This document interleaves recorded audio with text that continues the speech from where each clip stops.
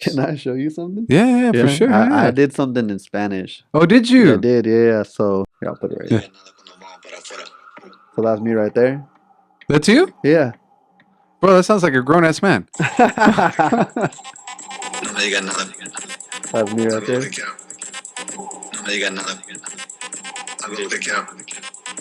So that's like phrase right here.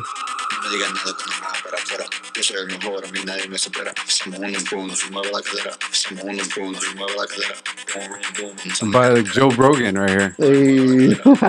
You did this? Yeah, I did everything. You know, so that's like the. Is that out? That's out. That's on my SoundCloud. Oh, so shit. It's not on Spotify yet because I haven't decided what I want, if I want to release it on my label, or if I want to release it by myself, or if I want to send it to a label. There's so many options, you know. But yeah, that's out on my SoundCloud. So I can do a reel with that. Yeah, you could listen to it. Yeah, you could use it. Yeah, I'll send it. I'll send it to you. Fuck yeah, bro.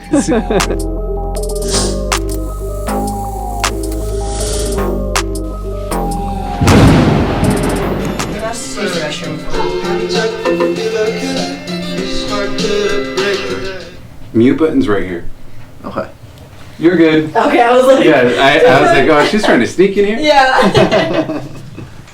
For me, personally, like, nothing is off topic, you know? Okay. So whatever you want to ask me or whatever you want to talk about, like, it's game. Okay, cool. And it's not any type, like, gotcha content, right? That's not what we do.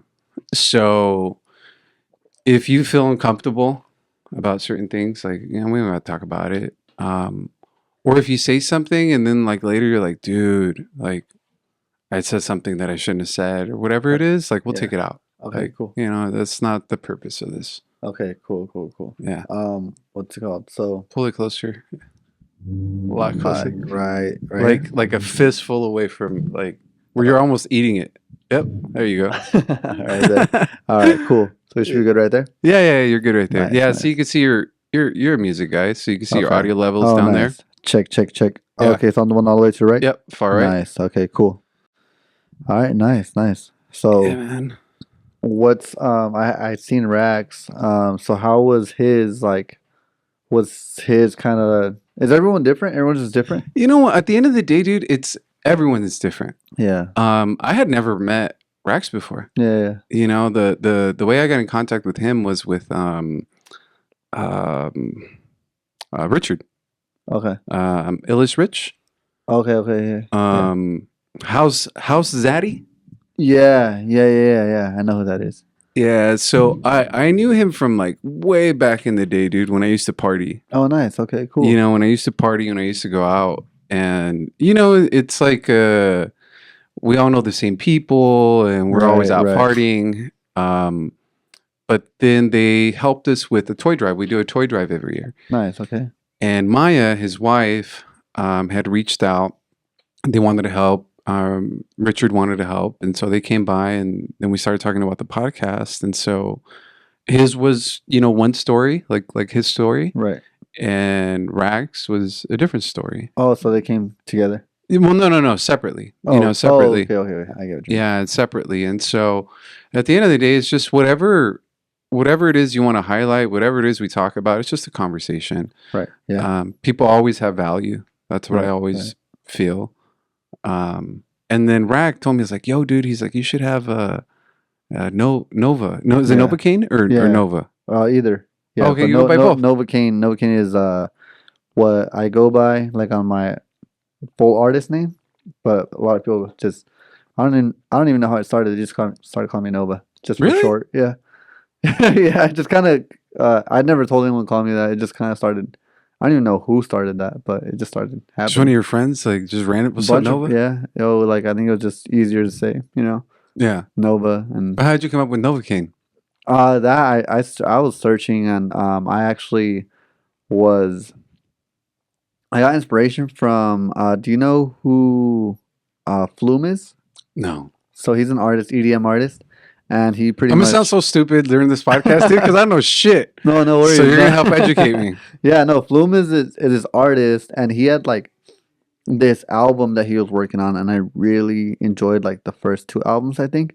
And then I was like just listening to him all the time. So I saw an interview of him and how he got his artist name. And he said that Bon Iver was his favorite artist, and one of his songs by Bon Iver was Flume. So he named himself after The song. just the song. So one of my favorite artists is Frank Ocean. So I named myself after his song, NovaCain. Yeah. Okay, so what is the song about? The song, it's about pretty much he's just like numb, and like he just can't feel anything, like he just doesn't feel anything, like he's just numb to like everything. Like, is he like heartbroken? Or no? I think it go around like it's like it can be taken in various ways.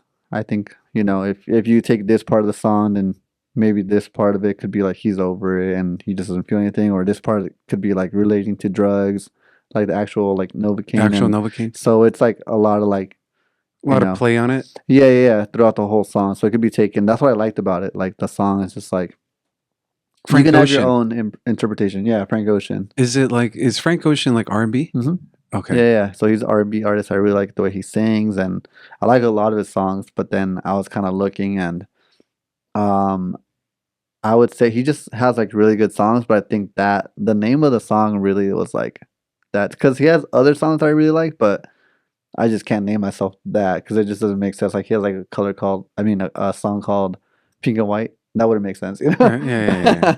Just call it But Pink Panther. yeah, right. But I ended up going with Nova King because I was like, oh, that sounds cool. And then I ran with it. And then Did you have a name before that? Yeah. So before I was doing like hip hop, and I was doing like I still do like vocals, but I was doing a lot more vocals. Doing like a lot of hip hop. I was doing like trap beats, stuff like that, like pop. I was doing a little bit of everything, and I used to go by John Henry, but then I was like, I don't really like this. Yeah. So yeah, I just changed it, and then I changed the whole like rebranded essentially, you know. Okay. So I think during that time, what I was doing was just finding my sound, finding who I wanted to be as an artist. So that was like a good time to just, I guess, experiment, you know, with music. I was learning how to produce at first. That was like 11 years ago. I think almost 12 years ago now. Yeah. Have you always been in love with music? Yeah, I've been doing music since I was in elementary school. So my mom kind of got me into it. I started off with like being in band in elementary school. I played the clarinet. I tried to play the trumpet, but they didn't have pictures back then, and I was in third grade, so they just had the names, right? And I picked clarinet because I was like, I think that's the trumpet. Okay. I got the clarinet. I just stuck with it because like my mom paid for it, and I was like, damn, she's kind of stuck with this. Because she was like, it was expensive, you know? They are expensive, Yeah. man. So then there was no going back. She swiped the card, you know? So I got stuck with the clarinet for like 2 years, and I played the guitar, and then did a little bit of choir with like the church, and I kept playing guitar with the church and stuff like that. And just I was always doing something with an instrument, always something. So um, did like a piano class in like college and stuff like that. And Well, then so you've done a lot of instruments, yeah, I've a like lot of I've music classes then. yeah, music classes for sure. So I would always like, you know, learn about the notes and the music and stuff like that. So always learning about like music constantly throughout my life. And then I just started producing, and then from there I just kind of took it, and then learned how to do it. And it was cool because producing, I was just able to make whatever I wanted to make. I didn't have to listen to an instructor or like whatever they're making us learn. So that was cool, just experimenting. But the hard part was learning how to do it, you know? Yeah. Have you ever played any instruments? I did. I played the saxophone. Nice. Okay, Yeah. cool. So How's that? Do you still play? dude, I don't. No? I don't. It's hard to keep up with instruments sometimes, honestly. You know, honestly, dude, it was just dorky as fuck. I thought that one was cool. I like that one. That was cool. Well, all music that's taught, in my opinion, in school, it doesn't allow, in my mind, when they teach you just band music, Yeah. it doesn't allow your mind to expand. Like, how can I play this in a different type of music, right? Right. And so I was in band, I played saxophone, then I played like alto sax, like tenor sax. There was the bigger one, right? I forgot there's like different levels of it. Okay. And then there was jazz band. But jazz band, it was like rifting, right? Where I'm like, that's not music to me. Like you guys aren't even making sense. Yeah. Um, and so I could never imagine myself playing that instrument with cool music.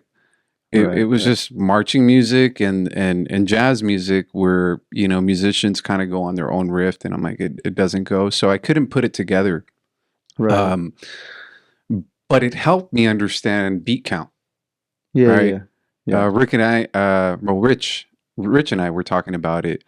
I could hear all the instruments in a song, Yeah. and different instruments are going off at different beats, different Right. counts, Yeah. like 4 count, 8 count. And sometimes when I'm listening to music, like when I dance, I'm dancing to the instrument you could barely hear in the background Yeah. Yeah. Yeah. versus the one that's carrying like the song itself. Like maybe like a shaker or something, right? Like in the background. Yeah. Yeah. Yeah. And it's completely Makes sense. off. Yeah. Yeah. And I remember my Yeah. dad would tell me, he's like, dude, because, you know, I'd be beating in the car. Like, he's like, Yeah. what are you drumming to? I'm like, you don't hear it? He's like, no, I don't hear it. Yeah. And then I'd have to point it out. He's like, wow, like, dude, he's like, I can't hear that. Like he just can't hear it. And Yeah. Yeah. I love music, dude. Yeah. I love music. Clarinet, trumpet, piano. And then the other thing too is like learning how to read music and then learning how the director actually guides music. Like the orchestrator. Yeah. Yeah. Yeah. That was crazy. I think for bands, I know what you mean because you'll take like I always tell her the story about how I had my first performance. It was like in sixth grade, and we did like the Star Wars theme. Okay. Worst concert. There's a bunch of little kids out of tune. Like it's hilarious. It was like you just hear do do, you know, like do do do do. Everyone's off beat. Not hitting the right notes and stuff. But they're kids. You know, they're in sixth grade. Like it's fine. But there you take rest, right? Like so maybe the clarinets don't play right now, or like half of the clarinets play. Is that kind of like what you mean? Like sometimes it's patterns of people that play, so the clarinets stay quiet, then maybe the strings play, you know, and then I feel like that's more like orchestrated, you know, kind of thing. It's so I think it was there's an analogy that Jordan Peterson, who's like a psychologist, right, that he uses, and he says, you know, it's like music. So all the layers make up the song, Right. right? Yeah. And I didn't understand that. I think even at that age, Yeah. because you're playing your own instrument and you can't necessarily hear the song itself. But when you're in the audience and you're actually watching a full blown out orchestra, everything has to go together, Right. Yeah. right? Which is like what you do now, Yeah. produce. So yeah, put everything. Yeah, layer everything. You need a kick. You need a clap. You need a bass line. You need this instrument, whatever it is. If you're having like a trumpet or whatever it is that you're gonna use. You got to put them, together on top of each other, bring them in at different times. So I get what you mean, but I always try to visualize that. So because I was like in band, I knew it was a long time ago, but like, I mean, I think that's something that, once you see it once, you can kind of visualize it always. So whenever I'm making music, I'm like, okay, cool. Like, especially when I'm like mixing, it's like, all right, cool. Like everyone's on the stage. So the kick's gonna be in the center, the singer's gonna be in the front or whatever. Oh, Yeah. yeah. Visualizing like everyone's on stage. You have maybe your shakers on this side, on that side, or your strings are they gonna be on this side or that side, Like as if you're playing on the stage, like listening to on a stage. So that's kind of how I visualize like making music. When you started making music, I know I played around with GarageBand. Yeah. It's a good one. I started with that. Did you? Yeah, on my phone, yeah. Yeah. I made my first beat before I got the program, like the actual program, on my phone. I started like, yeah, it's a good way to start for anyone. Like if you don't, especially if you'd never produced. I was like 16 years old. on there. Like, I was like, oh shit. Your mom's like, you playing Candy Crush? Like, no, mom, I'm making a I'm song. making a song. Yeah. And it's So like with GarageBand, I used to fuck with that. yeah. To this day, and I keep telling people, there's several things I want to do in life. One is do a movie, right? So maybe a short film, Nice. but I want to do a movie, and I definitely want to do a song. What would the movie be about? I don't know. What would the song be about? Or what genre? I think the genre on the song would be close to The Cure, Interpol, Moreau, Nice. kind of like goth 80s new wave. Okay, nice. With some beats. Yeah. Right. So I that's definitely kind of want to. what you listen to mostly? No, dude. I No, listen oh, to a bunch. shit. I listen, not at all. I listen to a lot of stuff. Okay. I listen to corridos. I listen to salsa, merengue. Nice. Okay, I'll cool. listen to flashbacks, rockabilly, psychobilly, Nice. punk. Okay. I'm all over the Cool. place with my music. Yeah, I feel like you have to be because you can't close yourself off to just one genre, you know? Country, dude. There's I so love much. country. Yeah. I I haven't given it a chance. Not yet? Not yet. I feel like I will. As I get older, I feel like I'll come across a song. I think there's a song. Is Tennessee Whiskey? Is that a country song? It's a country song. I feel like I like that song. Yeah. I think, it's exactly that. It's having an openness. Yeah. And it may not be my fucking style. Right. Right. I just appreciate the art that went into that person expressing themselves. Right. That's the way I think about it, especially as being like an artist. I feel like I'm always like I don't hate on other music because I'm an artist as well. So I would hate someone to be like, damn, this fucking song sucks, you know? I'd be like, damn, And you like, poured your fucking heart into it. Right, yeah. Imagine like I'm spending hours, days, whatever, weeks, whatever it is, and then like I never put that energy out there because I know if I heard that from someone else, I'd be like, damn, that that hurt, you know? Yeah. So I just always like I'll be like, maybe I don't like it, but I respect it. Correct. I always respect what people are doing because they're making something, and some people don't make anything, There's this quote from Theodore Roosevelt, which I don't know the whole fucking quote, but it's something about the man in, how gladiators would get into the middle, right? And they fight. Right. So it's the outside people critiquing the gladiator with everything that he's doing. But what he's saying is the fucking gladiator is the one in the ring. Right. He's the one making it happen. You're the one doing the music. It's like everybody could talk shit. It's like, dude, I'm doing it. Like, why don't you do something? Right. Exactly. That's the way I feel. Like, especially people that like don't like really do anything. They just critique, especially like if you're not making music, but you're going to be a critique of music. I understand everyone can critique music, but at the same time, like, if you're going to critique it, then critique it. Don't just be a hater, And then there's also constructive criticism. Yeah. I had a friend told me that they got, they're an influencer and they get paid, to highlight certain things. Okay. And they said, hey, I went to a restaurant and the food sucked. They paid me like a good amount of money, but I could not share it. I couldn't fucking share it because the food sucked. Yeah. And my response to them was, I said, look, that's a great opportunity for you to give them feedback and say, hey, look, like the food wasn't good. Like I'm being genuine. I'm being nice. And I want to tell you so that when we do post it, I feel good about it. And the actual people do want to come. Yeah. And the person replied and they said, yeah, that's actually what I did. Because you always have an opportunity to engage someone and give them constructive criticism. Yeah. Or you can just be an asshole. And like you said, just be a fucking hater. Yeah. And there's just a lot of people out there that are just haters. So how'd that go? They said that they did and that they thanked them for it. They said, they comped their meal. They give them extra stuff. And then obviously, taking it into consideration because sometimes people do want to help you. Yeah. It's like someone's like telling me like, yo, dude, next time you could do this on this painting. Right. If I'm easily offended, then I'm going to get pissed.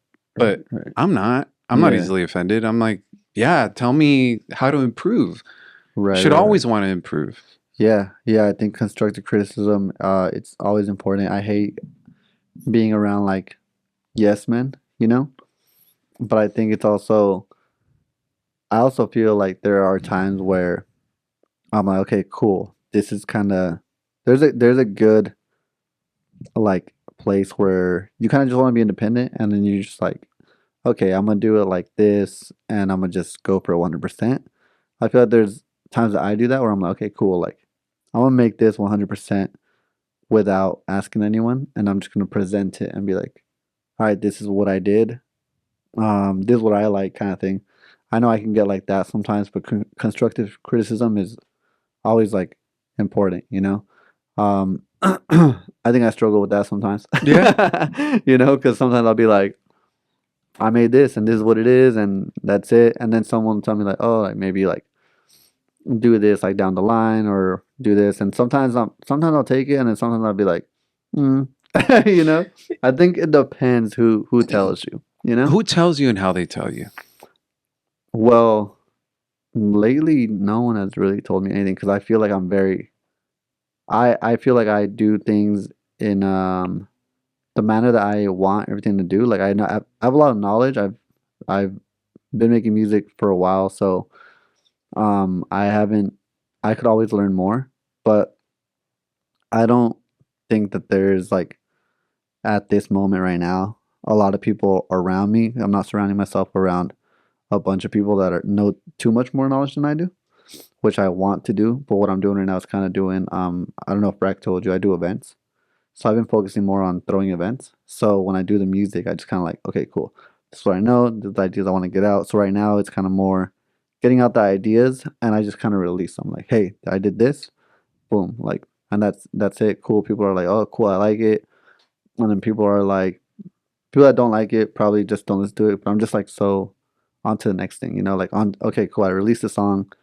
I gotta go do a show. Yeah. So right now I would want to. So I have peers right now that I do listen to their music, but I want to go ahead and I actually did this song. I'm doing this song, and then we're kind of going back and forth about, okay, cool. Hey, there's this part and there's this part that I don't like. So collaborations is where I think the constructive criticism. That's where it's like I'm open to it. Like I'm in an open mode where I'm like, hey, okay, cool. Like, but if I'm like in my room and like someone comes in and I'm doing what I'm doing, because a lot of times with music production, it'll be like, give me a second, I'm trying something right here, and it takes like maybe 30 minutes to an hour or longer to like get the sound that you want. So sometimes it's just like stuff like that. So with the criticism, I think I'm more open to it with people who I feel like know more than me. And I feel like that's kind of how I am. Yeah.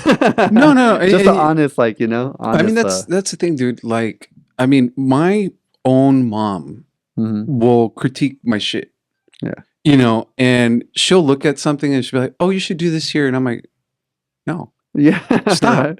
Yeah. Like, I don't need your opinion. I'm not asking for your opinion Yeah. because this piece that I'm doing, Yeah. it's from my heart. It's my vision. It's how I see it.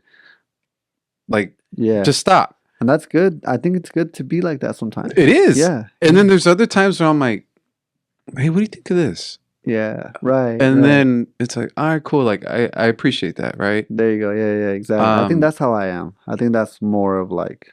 Because you're an artist. Yeah. You're an artist and you have your own way, your own vision. You want to. As artists, we critique like ourselves. Oh, So you already have yourself that you're like, all right. Like sometimes there for sure have been times where I'm like, nah, I'm gonna stick to this. This is what I like to do. And then like I think back later in time and I'm like, they were right. So I've had those moments too. The one thing that I appreciate about what you said is maybe you're not surrounded, and not. I mean, I don't know who's surrounding you, right? But like in life in general, do you remember ever hearing like you're a reflection of your friends or the people you surround Right. yourself with? Yeah. Right? Yeah.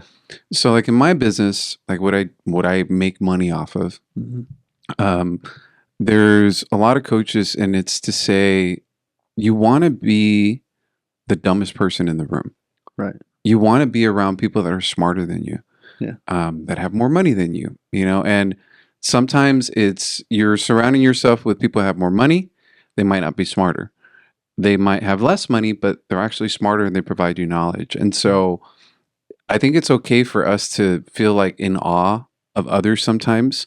And it's up to us to get ourselves around those people, Yeah, not definitely. around yes men and Mhm. people would be like, yeah, let's just stay here. It's like, nah, man, Right. we have to make the conscious choice to uplift each other and then be surrounded by those people that can continue to bring you up because they're going to make you Definitely. level up every Yeah. time that it's a better DJ, it's a better producer. Like you're like, fuck, dude, like I want to try that. Yeah. It's funny you say that because that's exactly I feel like where how I said like I'm doing the events and I'm so busy with the events, but what I really want to do is get around better producers, better DJs, people that I feel like could teach me stuff, like I think right now I'm in a time in my life where I'm like, teaching a lot of people, but I want to like learn more stuff as well. I think that's just we all want to like as human beings. I think we constantly want to like learn more or see what we can do better. So I think that's right now. There are producers that I'm like, okay, those are my friends, but I'm a little busy over here. But trying to be like, hey, like every now and then, be like, hey, what can we do together, stuff like that. So that's actually very interesting that you say that because I feel like that's where I'm trying to go. Like I'm trying to go and get into these different rooms, where I'm gonna be like I love being the student every single time, because that you just gain so much more knowledge and So is it more right now that is it more like 60-40 where you're focusing like 60% on the events and 40% on your music or? yeah, because mostly on right now I'm doing like the switch over. So I'm in the transitional period right now where I'm like, okay, cool. The shows are the shows and I have like a team and they're great. They help me out a bunch. Um and with the shows, everyone's like, okay, there's just a lot of people that are involved with the shows. So I mean we get like hundreds of people, sometimes thousands of people at the shows. So What kind of shows do you do? we do raves. Okay. We do raves. So that's actually how So can I I met bring my Rack. pacifier? No, that's funny, but no, people always like, they have these like, oh, do people do bring pacifiers and stuff, but um, yeah, we do raves, we do EDM, house, techno, stuff like that, different genres, but yeah, I mean, it's really cool to do those. It's a whole thing because raves aren't really like they're a little hard to find, so we do like underground stuff, Okay. so kind of got to look for it, kind of find it, and we just provide like the music. So that's the kind of music I make. I make like house and techno. So then we'll make the music. Sometimes we'll play it at the shows. Sometimes we'll just be digging, and we get different DJs. The DJ community right now is thriving out here. So there's a lot of DJs coming up like every day. Every day there's a new DJ, someone that wants to play. So and then there's a crowd for it too. So there's a bunch of people that come out and they just like to rave. They just like to dance all night, like How does 4 or that 5 like hours. so walk me through because I used to throw parties, right? Right. When I was younger. And it really helped me with charitable events Okay. like now. Mm, So there's a lot of people that want to raise money, right, mm, for different causes. And one of the ways that you can raise money is by having an event, mm. a party, a gala of some sort. So not only do you have the venue, right, that you have to get, Right. negotiate prices, negotiate a date, Right. um, and then you have your promotion, you have your videos, you have your social media, Right. you have your flyers. Mm-hmm. Then you have the people that you actually need to book, like the Right. DJs. Exactly. Then you're talking about the lighting, right? And so Lighting, you're talking sound. about so many things that me doing this shit when I was 15 years old, 16 years old, going to clubs and then promoting clubs and doing that, Right. all Yeah. that shit Yeah. helped me now raise money for charities, Mm. right? So like when you want to throw an event, how do you come up with it? And like, are you doing everything or now do you have teams of people? How did you get started with actually doing events? How did you go from like producing to then actually like doing the events? How did that happen? So it went from I was producing, and as a producer, I feel like it's very hard to just make it out the bedroom. You know, if you're just making music at home, like it's cool. You get to a point where you're like, damn, like this is cool. I'm making music, but I'm not getting anywhere. So I started learning how to DJ. So then I started going to LA, started DJing in LA, started doing bookings. I met some people. How'd you get your Um, first DJ gig? I was uh, Twitch streaming online every week, once a week. When I got and I would upload it to Instagram. And then I got noticed by some people. They said, "Hey, do you want to learn how? Do you know how to DJ on actual like CDJs?" And they taught me how to DJ, and then I just started learning how to DJ, and then they booked me for a show, and then I was pretty good at bringing people. So then, you know, I learned very fast that if you can bring people, then you can get like more shows. So just keep bringing people because everyone loves like a good show, right? Like, so I'm bringing like started like 20, 30, 50, 100, like started bringing hundreds of people to the shows, and I just got better opportunities like that. And it started from Instagram or Twitch to Instagram, doing live shows. Then I started my own collective, and then started throwing my own events because I was like, damn, like I'm bringing all these people. Like, why not just start my own thing, you know? So then I started my own thing, then built a team, and now they help me with the shows. So like I said, we're going through that transitional period right now where, um, like I had a show last night and they handled everything like for me. Like they're just there, and I'm like focused on music, you know? So they're awesome. They're helping me out big time, but at the same time, they get to like DJ, and then they get to be in those positions of now I'm booking, you know? So then people are gonna, you know, I feel like now people are gonna be like looking for that booking artist or that big like the DJ becomes the booking agent kind of thing, you know? So then they become kind of more. So everyone that's on my team, like I try to bring them value, you know? So now they're not just the DJ, but they're the booking agent. So now that person that's doing the booking is now someone like, okay, cool, I want to play at this party. Who do I got to talk to? And if they can't talk to me because I'm making music, then they talk to, okay, who's the person that's going to get me into this club, into this underground, into whatever it is, you know? And we just, I just kept going, you know, just kept doing things. The parties got bigger, and we've done some pretty epic stuff in the past. But That's pretty but cool, man. yeah, we're just keeping it going. So now that, because I think a lot of people work backwards, right? They get big, then they go on shows, and then they start their own shows. But then I did like the shows first, and now I can go back to the music, and like now I gotta market the music. So now it's kind of like, okay, cool. Like we've done the thing where we've been in front of a bunch of people. You know, we got a bunch of content. So now what do we do? You know, make the music. You know, that's where I feel like okay, I need to focus on making the music now because I've had these past years of the story. You know, to Yeah. continue the story, I feel like my next thing to continue the story will be the music. Now I have the audience that will listen. You know, because Yeah. back then the problem was I had no audience. You know, Yeah. but we created an audience now, and okay, cool. Like now it's time to like what else now? I feel like I could be like, hey, I got something else to show you guys. You know? I think it's kind of like in line with my industry, or the way that I look at it is there's certain things that I'm good at, like really fucking good at. And then there's Facts. certain things that I fucking have to do just Mhm. because I need to do them.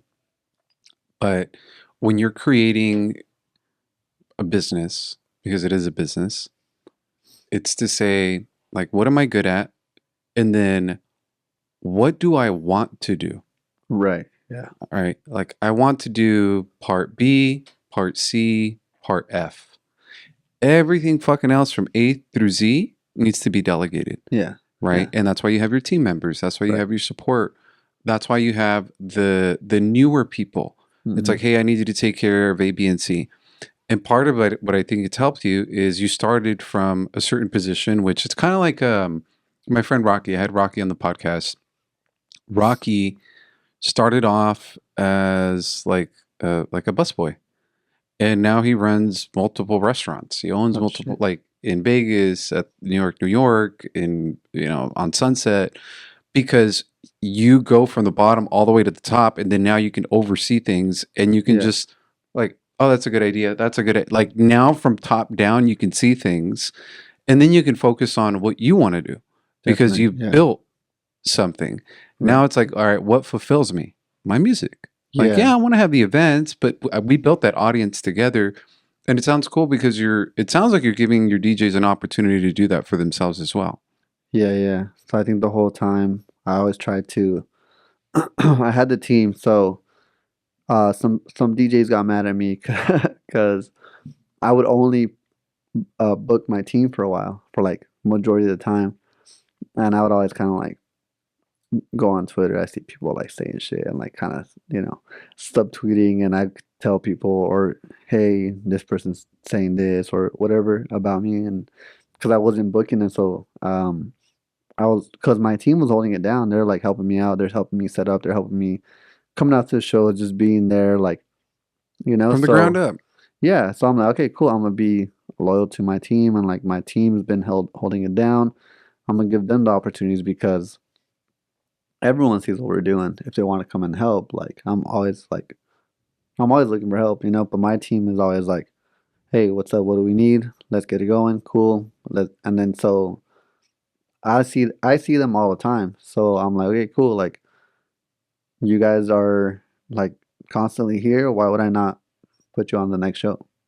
So for a while, like we were doing that, but now delegating, they can pick like, hey, what DJs do you guys see in the scene? And then, hey, they see this person, cool, let's bring them on, kind of thing. So for sure, I think in like just seeing my team and seeing how they were like hungry for it, and I'm giving them the opportunities, like, hey, you guys are here with me, like let's do this together, instead of because people, I feel like people have told me before, oh, like you could do this by yourself, like, but you can't, you know.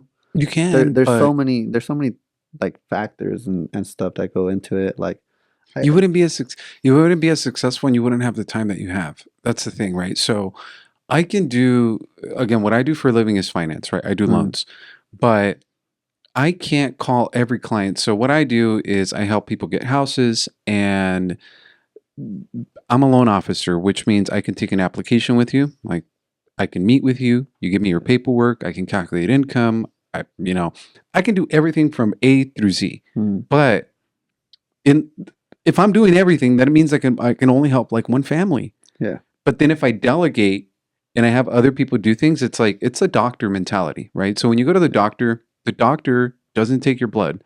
The doctor doesn't, it's check true. your blood pressure. There's a nurse. He walks in, he gets a chart, he says A, B, and C.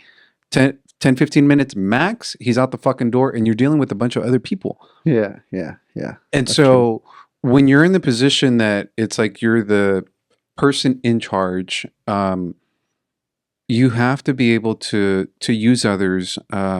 With more people, you can go further, Yeah, right? yeah. I definitely believe that. Yeah, And so, 100%. and that's the other thing too. It's the DJs that were giving you shit or the DJs that give you shit. It's like, dude, it's just like a football team. I Yeah, have my bench, but my bench is at practice every day.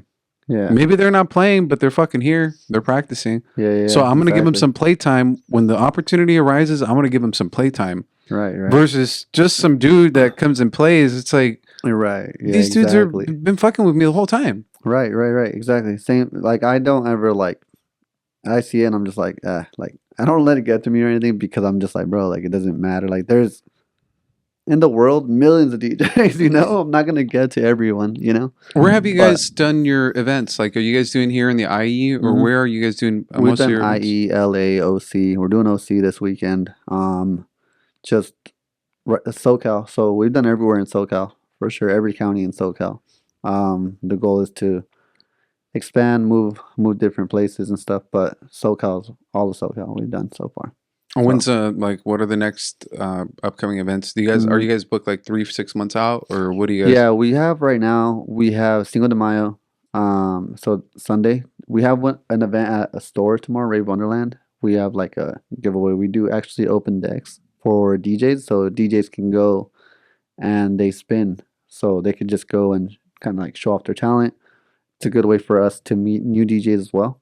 Um, Sunday we do Heat Ultra Lounge in OC. Next Saturday, May 18th, we do Elevate Lounge in LA, and then July 13th we actually do a festival. It's called Electro Fest. It's in Silver Lakes Park in Norco. So Is it the one Rax was telling me about? yeah. I've never been to a You gotta rate go. or You gotta go. he's like, Go to dude, that one. Go to that okay. one. That one's fun. That one's really fun. What Like is it permitted like? by the city, everything. So it's like 100% legit. So it's a festival. So it's I'm one of the co-founders of it, and we do 3 stages.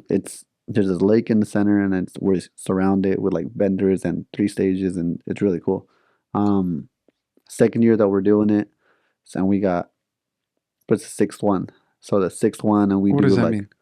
like the sixth event. So last year was the first year, and we Uh-huh. did 4 events. Okay. And then this year we'll do like 4 to 5 more events. Okay. Yeah. Oh, the At that sixth one. venue. I'm sorry. I'm like, what the fuck is he talking about? Yeah, the I'm like sixth, June 1st. like the sixth installment. Yeah, the sixth installment of Okay. it. So And what is it called?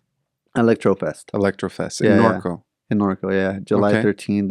It's gonna be fun because July is gonna be warm, really warm. Yeah. So it'll be that one's really fun to do. Very stressful, but it's very fun. Like How many days is it?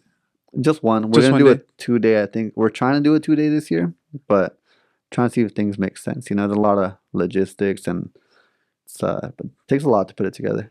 So like that, like for Norco, like how do you plan that? Like Mm, so we get the venue. Then we got to go meet with the city, and they got to approve our plans. And we go ahead and tell them, hey, like everything that we do. Say we're gonna put a stage, then the city needs to know about it. Do they approve it? Yes, and yes or no or whatever. Can we do this? Yes or no. Um, we get the DJs, so we try to get just the best DJs that we can. With like the budget that we have. So that one can be a little difficult because we're trying to get like at least one really big DJ, but it's hard because trying to get someone big is really expensive. You right. know, a lot of expenses. There's a lot of expenses for this. So And is it like when you're booking a venue, a lot of venues require deposit. mhm. All right. So it's upfront money and then Yeah, it's meetings, mhm. right? To Yeah, everything that you're paying doing. the sheriff, paying the city, paying like literally everything, paying for permits. Like, It, yeah, it's a lot. it's a lot. Yeah, it's a lot. It's a lot It's of a lot of upfront investment mhm. to then try Hoping to yeah. get a return. Yep, exactly. And that's kind of how every show goes. Um, so for every show that we do, get the venue, get the lighting, get the sound, get the DJ. It's like how you were mentioning earlier. And it's a lot of just upfront and hoping the people come. So the promotion is always very important. Trying to just do something interesting, or even the last show, do something cool to make people be like, damn, this was cool. I'm gonna come back to the next show. So constantly thinking of ideas or just different DJs, different music, just different Is things there a to theme for this one? for we did Space Cowboy the last time, so people like came in cowboy hats and Oh, it is Norco. yeah, it was a good one. Horsetown. Yeah, Horstown USA, so it was a good one. It did really well. Um, but we done like themes and what I want to do with so I run Electric Jungle and then Electro Fest. I'm a co-founder. Electric Jungle I kind of wanted just to be that, Electric Jungle. What is that? Because I know that that's what Rax told me about Yeah, Electric so Jungle. Electric Jungle is what I run. So I run that completely by myself. That's it's the collective that I run. Is a collective, so I understand, is it more a group of DJs together that you guys all fuck with each other? We have DJs, we have promoters, and yeah, it's pretty much just us, and we just throw these events, and then we just come together and just throw events and do it for the music. Okay. Yeah. And then So that's Electric Jungle, Mm. right? Mhm. And then Electro Fest is the festival. festival itself. Okay. Yeah. So Electro Fest is the festival, but it's made up of like Electric Jungle and like there's another one called Space Taco. Then Hmm. there's like Fun Day, and then there's different people. So that one's a More massive people one. come together for that one. Yeah, yeah, yeah. So that one's because it's a bigger thing, you know. So I think for Electro Fest we do that one because we feel like that one's gonna be huge, like in a How many couple people years. come through? Like We did thousands? 2,500 the Okay. last one, but Okay. we're trying to get to Okay. 5,000, and then 10. Just grow. Yeah, yeah, Yeah. yeah. So over time, we're trying to continue to, you know, make Grow. it grow, and How can people get tickets? online. You guys already have all them for sale? Mhm. Right now Okay. they're $10. Okay. Early access tickets were like 50% sold out of those already. So, but it's pretty. Right now the tickets are pretty cheap. They'll be like 10, then 20, then we'll have a 2 for 30 deal. So $15 each if you bring a friend. You Yeah. know, so it's reasonable. The And they're price is 21 and over or 18 and 18 over? over. 18 and over. Mhm. Yeah. I'll be checking IDs at the door, motherfuckers. Yeah, yeah, we got we got the security right there and everything. We got the sheriffs on site and everything. So it's Do you guys the serve city's. alcohol? Are you guys allowed to Mhm, serve alcohol mhm. at those events? Yeah, Okay. yeah, yeah. They have wristbands and everything for that. And do you guys sell like sponsorships? Like if someone wants to sponsor the event? Definitely looking. Yeah, we haven't had anyone yet, Yeah. but Because if we're you're getting in front of 2,500 people, and then again, then you have video promotion, you have Mhm. social media promotion, um, brought to you by, whatever it is, Yeah, brought to you by Softball Bill. yeah. There we go. Yeah, people would pay for that shit. Do you guys have for vendors? Can vendors buy booths? We have a bunch of vendors. Yeah, so we have a Okay. bunch of vendors. How do people find out about that? So we have just on the page on On the page? Electrofest, electrofest.ent. You Okay. can go and message, and I know we have some vendors already, but we're always looking, for more. So as things get bigger too, like we're always gonna be looking for more. But that's the easiest way to go about it. Just go ahead and message us. Yeah, I think that's one of the things, dude, because I remember again, like just kind of going back to the charity stuff, right? Or even and this is just my opinion. I have other friends that do events and they sell tickets pretty affordable, kind of like how you guys are selling them. Okay. Um, and I've told them like, yo, dude, you got to charge more for this shit. Yeah. And shout out to Mr. Biggs from House Parties in the 90s. He's always like, man, he's like, I do it for the love of the music. I do Right. it for the scene. I do it for like the people to have a good time. And my opinion is 100%. That's a good heart, Mm. right? Because you want to do it for the people. You want people to have fucking Right. have a Yeah. good time. Right. But at the same time, it takes a lot for you to throw a fucking event, bro. Yeah. And your time is money. Yeah. And so if your time is money and you're trying to offset the cost, you're trying to offset the $10, the $15, whatever it is you charge, the way to offset it is with sponsors and businesses. Right. Because businesses got money to spend. Yeah. Like $1,500 for a booth or $500 for a booth, or hey, do it for $200 for something small. But then now you can have a t-shirt company selling t-shirts or selling water. Now it's like you're not passing off that cost to the consumer, which is Yeah. who you want to entertain, but businesses are paying to get in front because you're providing the audience. Right. You already built it. Yeah. Um, Right. Yeah. Yeah. We have like vendors and stuff like that, but we're looking for sponsors. Really, anyone. Yeah. Excuse me. But just anyone that we talk to our partners, and it's growing. So It's good, man. as we go on, like we're meeting more and more people every single time, trying to see who's with it, because it's growing, but we're doing what we want. But maybe maybe we get the right people. Maybe we do get you, and you come and talk to us, and we get something going. Yeah, dude. So- At the end of the day, dude, I had a DJ call me the other day and he's like, bro, he's like, what the fuck do you think about this? He goes, honestly, he's like, this is like the business side. They want me to grow a particular venue. They're making, 40,000 a night. They want it to go from 40,000 to, I don't know, let's call it 70,000. And once I get to 70,000, I want to make this much. And, he's kind of breaking it down for me. And because I'm in business, I'm like, okay, well, how much would you make if you were to book a night? So book a night, $375, for example, or $500, depending on what type of event it is. Right. And so I started breaking it down for him, like money wise. I said, look, again, I'm not in that scene anymore, but I also know money. Yeah. And when you break down money, I'm just going to give you the advice, but then at the end of the day, you're going to do what you want to do with it.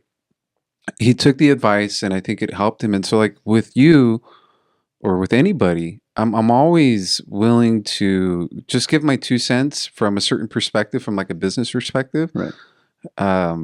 And then hopefully it helps you. Yeah. Hopefully it helps you. I'm always willing to help others, man. I think we should all help each other out, because I may not be, in that scene, but I was in that scene many, many years ago. Yeah. And what I do now is business. And so my mind is on the business side of it now. Right. Nice. So always count on me, dude, for sure. Yeah, no, we're down, like what I said. This is so fresh. Like it's only the second year of it. So we're figuring it out as we go, and we meet people all the time like that are like, hey, try this, and we go along with like a lot of, we'll try like, and I feel like we'll try anything like at least once. Yeah. And I'll be like, hey, let's be open to it, because it's such a new concept for us. Like everyone throwing the festival has never thrown a festival before, so we're you're learning as you go. Yeah, we ran into this, then okay, let's not do that next time. Dude, stuff like that. Simple thing. I do a toy drive, and before, I would have these little cards, right? So they'd give me these little cards that have the kid's name, their age, and list of items they wanted. Okay.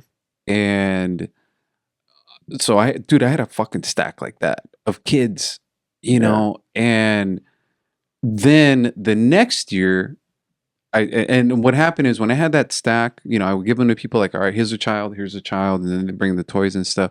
And I would tell them, come whenever you want, any day during the week, you're welcome to come into my office. Welcome. Well, it turns out that all fucking day long, people were stopping by my office, and they would interrupt the girls because they're dropping off a gift. And so then the next year I said, hey, give me an Excel sheet. So instead of having the stack, I had a full Excel sheet. Yeah. And then I did 2 drop-off times. Like this date and this date. Yeah. And so we had to learn that. Right? Yeah. Okay. So you learn, I was trying to do something positive, but it was like, oh my God. Like, too much, right? It becomes overwhelming. And then you learn as you go. And then you're going to make mistakes. You're going to make mistakes. My production partner, Mike, has said, he's like, hopefully it's not a complete fuck up. But at the end of the day, you know that if you make that mistake, you're not going to make it again. Yeah. So. Damn, that's cool. Yeah. Because we're definitely like, I think in that where it's like, I think we had a problem with like, hey, we have a problem with the line. The line's not moving right now. Why is it not moving? Oh, because this happened. Okay, well, next time we're going to fix that problem. Yeah. So, yeah. It's little things, dude. Problem solving. Yeah, it's things like sometimes you don't even think about. So now when I have an event, I have 5 people working the door. Before, it was 2 people working the door. Yeah. And that's a fucking mistake. Yeah. It's like you need to have 5 people. You need to understand like designated areas, designated VIP. Right. Like if you have a guest list, like how to get them in there quickly, wristbands. Yeah. Definitely. So all these things from way back in the fucking day help me now where I can run it smoother.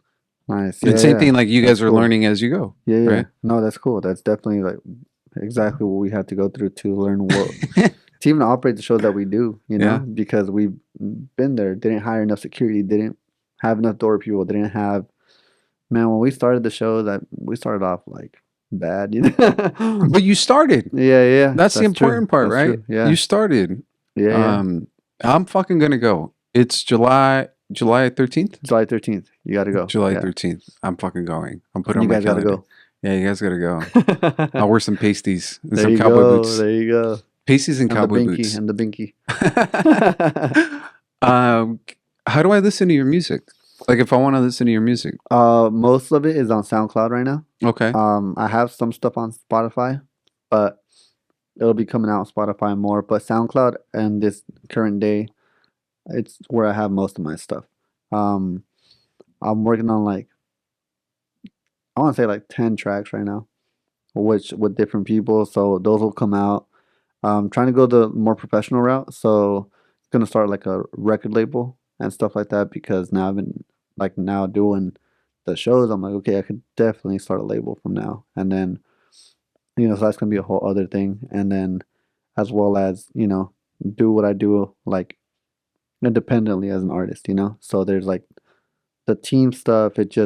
I just have like, I think what it is, I have a connection with like my team. I just always feel like, damn, like having like a group is like so much better than just having like one individual person because then you have all these different personalities within the group that like maybe someone else resonates with this person more than they resonate with that person. And that's like, I think that's cool having that dynamic of different people. Like that personality brings out this in, I don't know, the audience, and this personality brings out this in the audience. So I think that's cool. Like I used to do the live streams. They were called NovaCain and Friends. So I'd DJ, but I'd bring my friends every week to like just 2 friends at least, but sometimes more.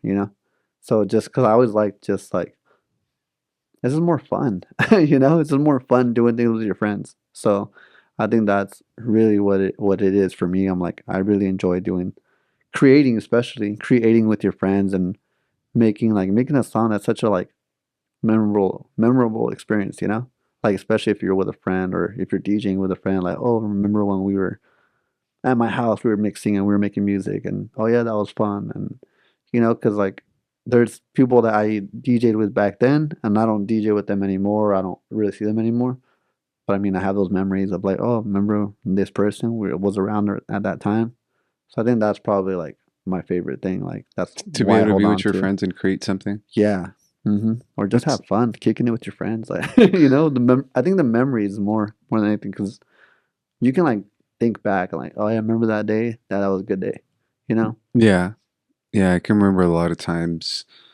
Well, I have a horrible memory, but certain things that I can Me remember. too, but I remember like stuff like that. Yeah. So these 10 tracks that you're working on, are you doing more vocals on them? Some of them. I want to do vocals on some. With like the kind of music that I make, I feel like sometimes you don't really need a lot of vocals. But I do want to challenge myself and do a little more vocals on some of them because I like when people express themselves. I think that's such a like, some people are so good at it. Like expressing what they feel into words, and that's something that I want to get better at. So right now I'm doing more vocals and stuff like that, but getting back into it, I think is the hardest part because you stop doing it for a while. It's like you don't lose it, you lose it, like Yeah. so um just trying to get back into it right now and trying to do more vocals. So right now it's kind of more like phrases, and then Drop it. yeah, yeah, And then loop it. exactly. You'll say like one word, and because and in EDM it's like mostly the beat. So let me on the EDM side, you got to send me something that I can listen to because I like house music, right? Like 90s house. Or I like house music that has a deep ass bass. Can I show you something? Yeah, for sure. I did something in Spanish. Oh, did you? Yeah, I did, yeah. So I have this. So with this one, I was able to really. Here, I'll put it right there.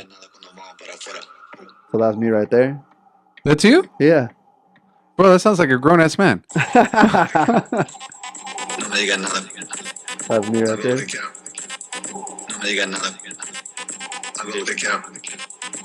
So that's like phrase right here.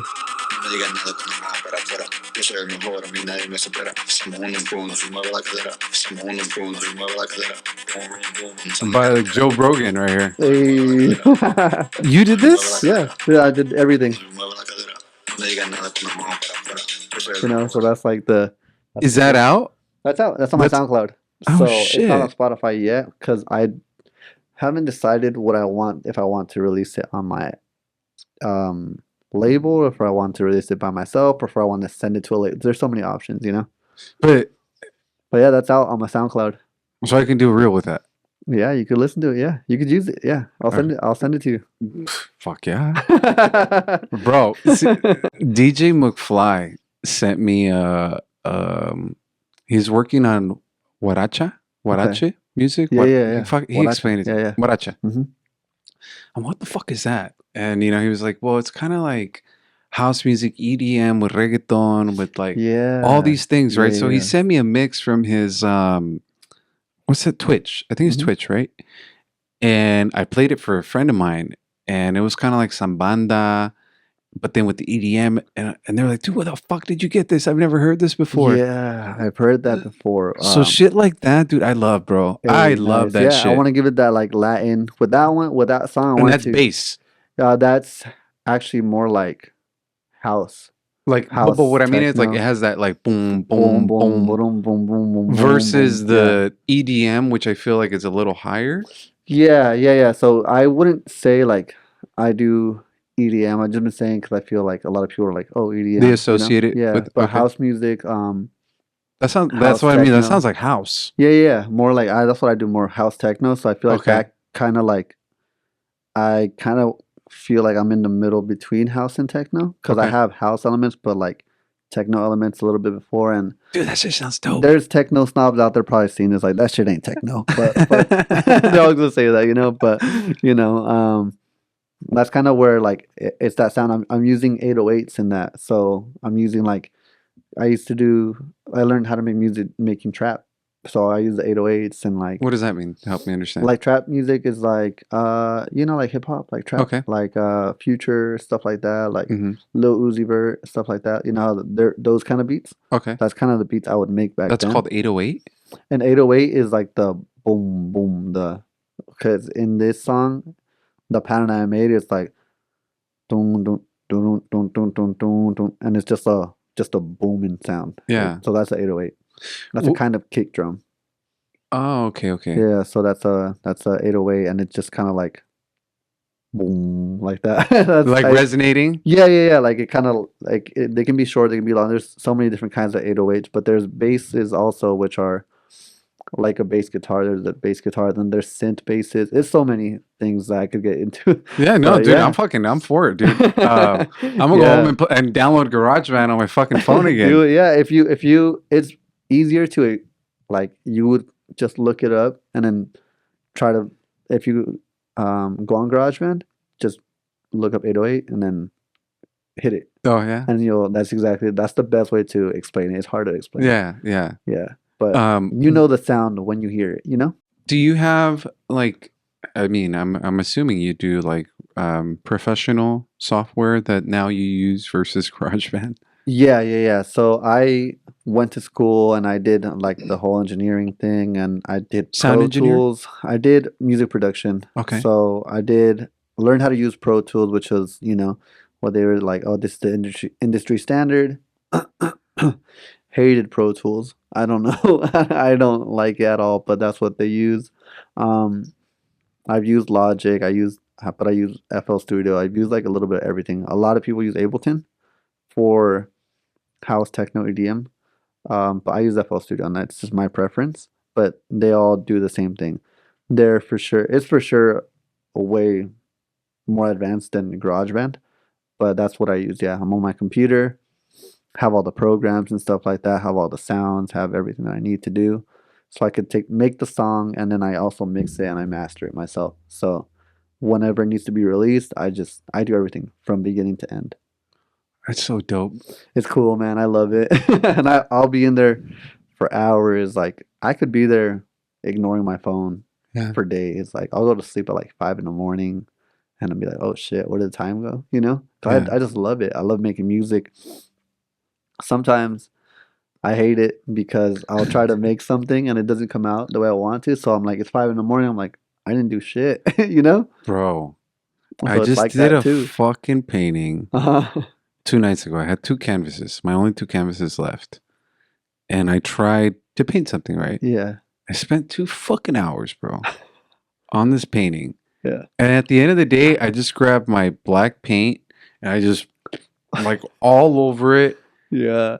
And then I started to do the other one. Fuck that one up. Spent an hour on it. Yeah.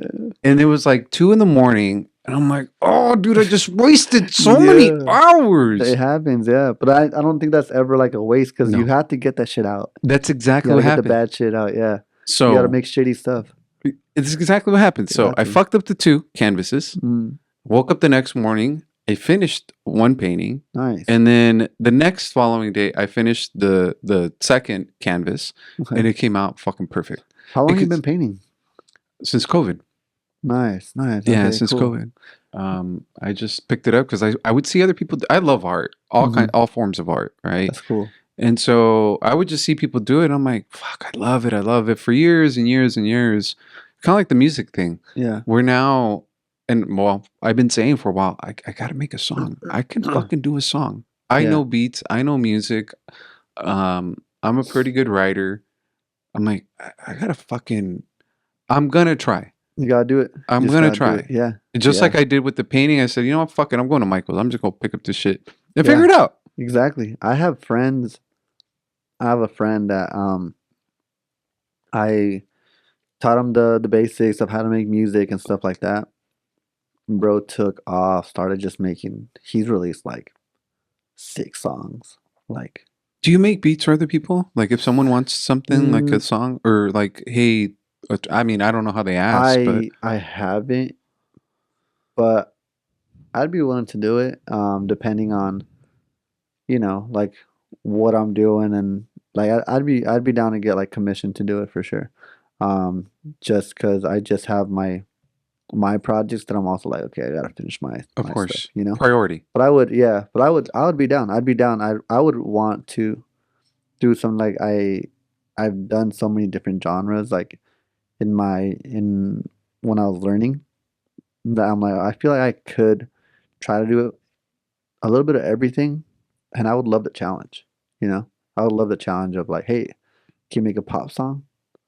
Let's find out. Yeah, that'd be I cool, would man. love that. I would love that challenge because I love all types of music as well. So like, I really like R&B. I want to make like I want to make like an indie song. I think that'd be cool with Like a an band, indie, yeah. with a band, and like there's a lot of things I want to do. I want to So indie song and R&B song, I want to sing. Like I want to see if I can like and you want to sing. I want to see if I can because I was like practicing singing for a while, but I got so busy with the shows and but I was practicing for a while, and I feel like I was getting to a point where I was like, okay, cool. I feel comfortable that I can go and sing. And I just stopped. And it's so crazy how like you can stop one day and one day turns into years. It's so crazy how that happens. But Yeah. I think if I picked it up before, I could pick it up again.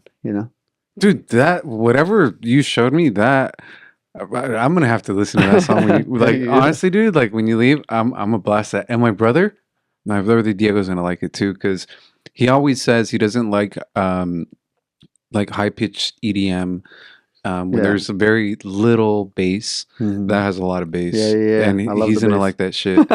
Yeah, I love the dude. bass. I love that. So when I was making that song, How long ago did you make that?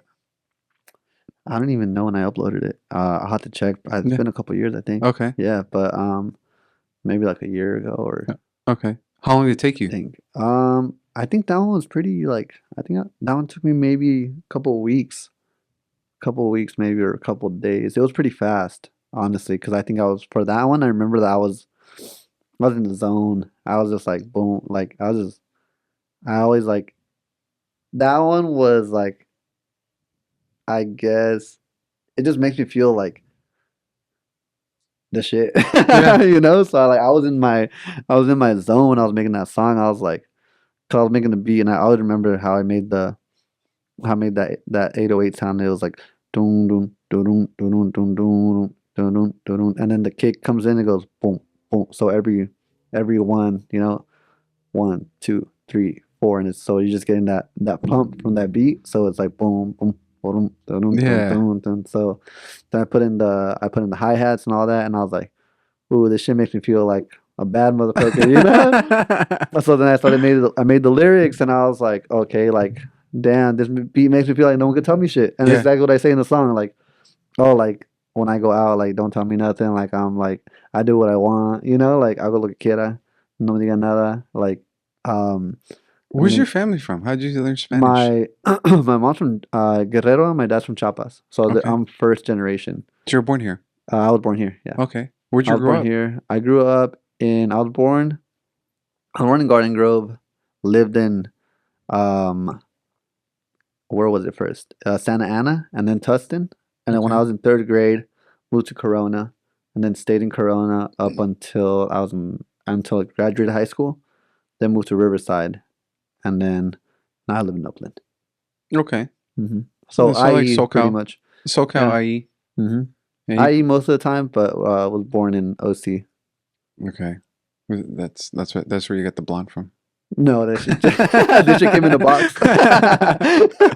But my mom, my dad, they're from Mexico. So Okay. my dad's from, they're both from like ranchos. So they come from like just El Rancho and stuff. So they, all the stuff that I do, they're just kind of like KK. they're like what? Yeah, they're like I don't think they get it, but it's okay, you know. I get it. What kind of music they like? I so it's funny because everyone's always like, "Oh, did you ever listen to oldie like 90s R&B and stuff like that?" Which I really like, but I was like, "No, I never listened to like the throwbacks because I didn't listen to English music like up until like middle school. So it was all Spanish music. So Vicente Fernandez, it was stuff like Juan Gabriel, Joan Sebastian, stuff like that. Just stuff like that. Just pure Mexican music, cumbias, a lot of cumbias music, um, just stuff like that growing up. So that's what they listened to the whole time, and that's what they still listen to. Yeah. Yeah. Have So you ever thought about? So my mom has this thing, right? And I think, I mean, we've done it for her. Um, but she says, I want the three of you guys to dance with me at the same okay, time at an event, something like that. And growing up our whole lives, we've always danced with my mom. yeah, My dad would always say, hey, go take your mom out to dance. yeah. Are And you also a Mexican or? no, no, no, I'm Salvadorian. We're Oh, Salvadorian. nice. Okay, cool, Yeah. cool.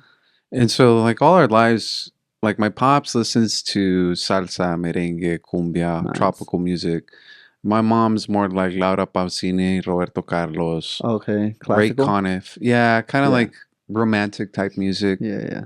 And so, like, my question to you would be like, would you ever make a song for your mom? Like something she would be like, I like this, even though it's out of your wheelhouse. Yeah, I actually never thought about that. Now that you mention it, I think yeah, I would love to. I think right now, like I said, I've been doing like the shows, so I haven't even like gotten to that process of. But I'm about to sneeze. Hold Sneeze? on. Yeah. You can sneeze, man. Oh fuck! It didn't come out. Ah. But like how Kanye did "Hey Mama," I thought that was pretty cool. Like how he made a song for his mom, and like that was like, dang, like I've always wanted to do something like that, but I haven't like made the moves to do it because I feel like this is me, but like I sounded pretty good on that song in Spanish, but my Spanish, I feel like it just ever since I stopped living with my parents, it got so bad, you Yeah. know. So ever since I like moving out, like How maybe old it were was you when you like moved out? no, it wasn't even that long ago. It was like a couple years, like 3 years ago. Okay. Yeah. So, but moving out was like, holy shit, there's a whole different world now. I can do anything now, you know, because growing up under, you know, I think Hispanic households, it can get pretty strict, you know? Yeah. Your It's parents like were strict? very Yeah. strict. Yeah, growing up, I think one time in high school, we had a dance, and the dance started at like 7. My dad was like, "You need to be back here by 9." I was like, "Bro, what?" That doesn't even make sense. That's the time I'm get there, fool. Yeah, exactly. Because it's like, what we had to go to like prom, which was in like Santa Anita, Yeah. and I was like living in Riverside. Like, bro, how am I gonna or Corona? How am I gonna get back by 9, bro? Come on, you know. Are you an only child or Mm-mm. no? I have siblings. I'm the oldest of 5. Oh, okay. Yeah, so they're everyone's younger than me. Um, but they just they all my brother's barber, the one that's after me. He owns like two barber shops and stuff. So Oh, nice. he's doing cool. Tell him to fade me up, bro. You got it. Yeah, bro, it's long. It's Uh, getting long. where's his shop at? He has one in Corona and one in Riverside. What's it called? Goons. Go- Goons Barber Lounge. Goons. Yeah. Yeah. Oh, So in the yeah. song, I do like a little shout out to my brother because Okay. I say "Someone who knows goons," which is like just Yeah. we're goons. So like him. That's cool, So man. because he used to do music too. He used to rap. Oh, wow. So when he was rapping, I was learning how to make beats, and he would go by goons, and he just stuck with that, and then just always it carried. Yeah. Yeah, Goons. I like that. That's a cool name. Yeah. Yeah. So people just call him goons, and yeah, it's pretty cool. He has a pretty cool name. Cool Yeah, nickname. Goons. Yeah, yeah. So they just call They him were that. the Goons. Yeah, yeah, yeah, Um, exactly. But he's doing good, and then I have two younger siblings that they do mariachi. oh, Yeah, so they sing in so you guys are all Spanish. like musically inclined. Yeah, I have another brother as well, but he doesn't do music. He just he just does his thing. He just works. He just Yeah. does that. But the two younger ones, yeah, they do a lot of music. But so your parents were strict, but like, did they encourage music? Because obviously you made your mom buy you a clarinet. Yeah, I That's think what it was, probably keeping us out of trouble. You okay. know, I think what it was is just keeping us out of trouble. Did you guys get in trouble? Still? Yeah, a little bit, but I feel like as kids always get in trouble. But we don't get in trouble. I think we're sometimes not coming over here. I think she was trying to give us the best life, and sometimes around the circumstances that we were in or the places that we lived wasn't always the best areas. You know, so I think that's why. I was actually just talking about that with one of my friends. I think that's why she kept us so busy. Bro, she had us doing stuff all the time. Like go to church, go to practice, go to soccer practice, go to this practice, go here. Okay, time for bed, go to school. Like I wake up early, like just constantly on the go with her. And involved, it sounds like. Involved for sure, involved in different things, and for sure pushed us to do more of what just extracurricular things. It was all for good causes and stuff like that because she didn't want us just doing nothing. Running amok. Yeah, that too. Yeah, yeah, exactly. We still snuck out and stuff, but Yeah, ditto. that's I think we all have. Bro, my dad was involved in everything. You know, all three of us played sports, so up Oh, and nice. down in sports, Yeah. and then multiple teams. And at the end of the day, my pops would have a long day at work, and he'd come home and take us to the park. Nice. Like, come on, we're Yeah. gonna go play basketball. Come on, I'm gonna go teach you how to play soccer. He'd run drills with us. Nice. Yeah. And my pops was always present. My mom, same thing. Always trying to give us a better life. Right. And then us as idiots, like I'm fucking sneak out, or Yeah. you get to a certain age where you Yeah. just don't listen. Yeah. Right. You Yeah. know. Which So yeah, which is kind of like what I think what really propelled me into doing what I do, which Yeah. is like go out and party all the time now because when you grew up, were there house parties, like yeah, fire yeah. parties? So we'd go out to like house parties and stuff like that. We'd go out and like sneak out and stuff like that. But like um But pretty no party much crews, right? When you were yeah. around. Oh, Yeah, what? yeah, Really? yeah. One time went to a park. I was in high school still. Went to a park in Riverside. Uh huh. And we had a shuffle battle. And there was NOS tanks and all that stuff going on. Everyone had like back then it was now it's the head cuts, but back then it was the rat Faux tails hawks? and the paintbrush, like Oh, okay, back okay. then it Like was that. Pauly D Yeah, type. yeah, yeah, yeah, yeah, exactly. So like the Paul D haircuts back then, the pretty boys, stuff like that. So that's what I was around. You So were hanging out with older cats, I'm assuming. yeah, yeah. So they were a couple years older because I didn't have a car. So my friend one time, I had a friend that would babysit, like his family babysat me. So, but they were like my mom, they lived like down a few blocks, so like, my mom would drop me off with them. But then I was like ended up finding out because in elementary school I was like, damn, these people like they're older, they're not they just like they babysit me or whatever.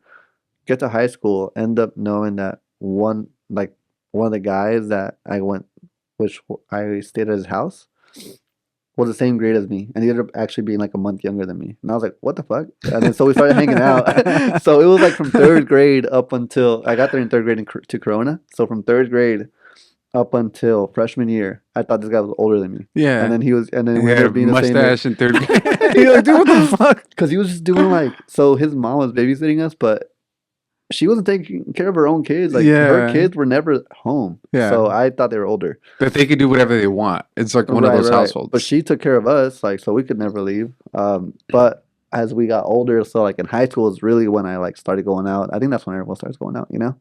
So he had an older brother, which was 2 years older than us. Okay. So he had a car. So I'd go like after school, jump in their car, and then just go where the hell we were going. We end up like at random places, parties, or whatever it was. And whenever I was with them, I was okay because their mom used to babysit me. Right. You know, so that was like my loophole, you know. But we would go. So that time, like someone ended up like pulling out a knife, and like yeah, it was all bad. But yeah, it was like good times, adventure. You know, but it was. I think it is, man. I think it's probably even helped you with what you do now. Yeah, yeah. You know, to be a little bit more aware of things that are happening. Because, I mean, you got to admit, in what that in the nightlife, just like in any fucking life, I guess.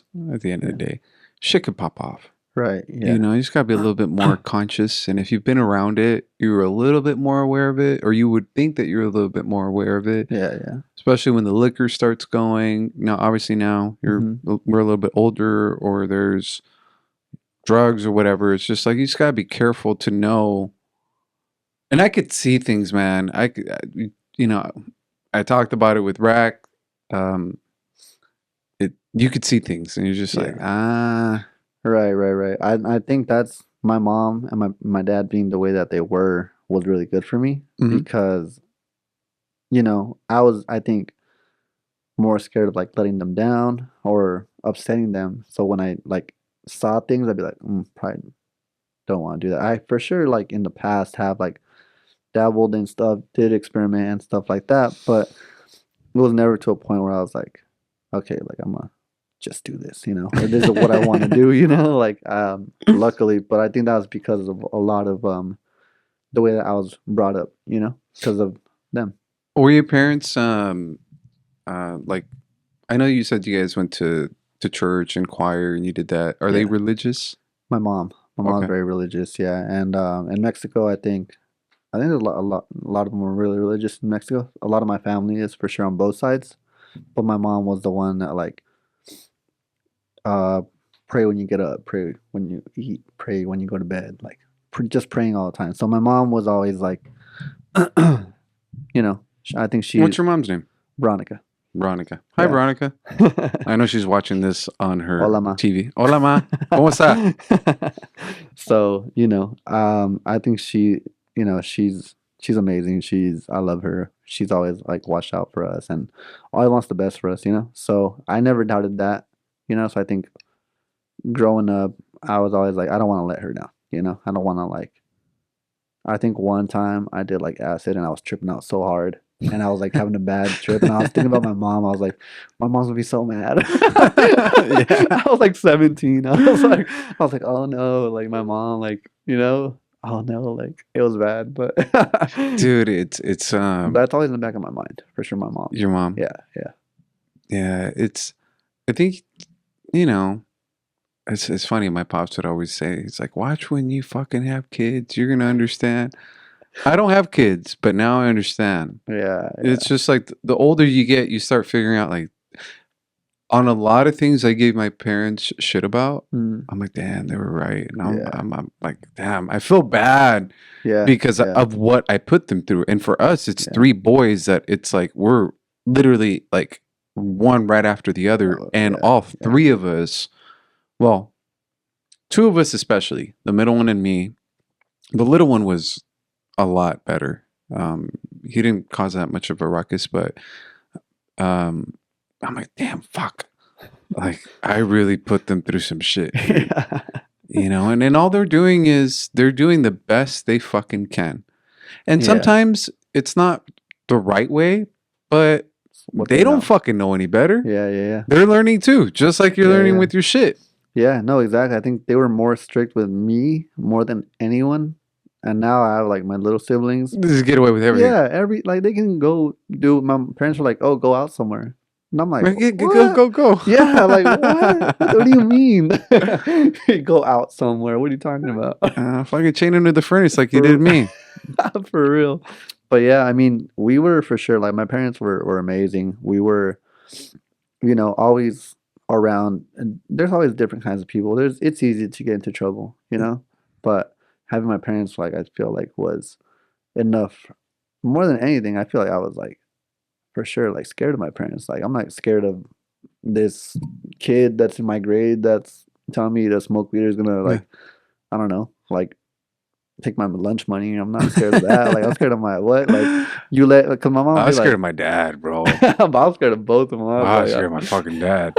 I don't give a fuck what you got to tell me. Like my dad gonna kick my ass. Yeah, bro, he's gonna kick my ass and your ass, bro. Yeah, bro. He's My, gonna my.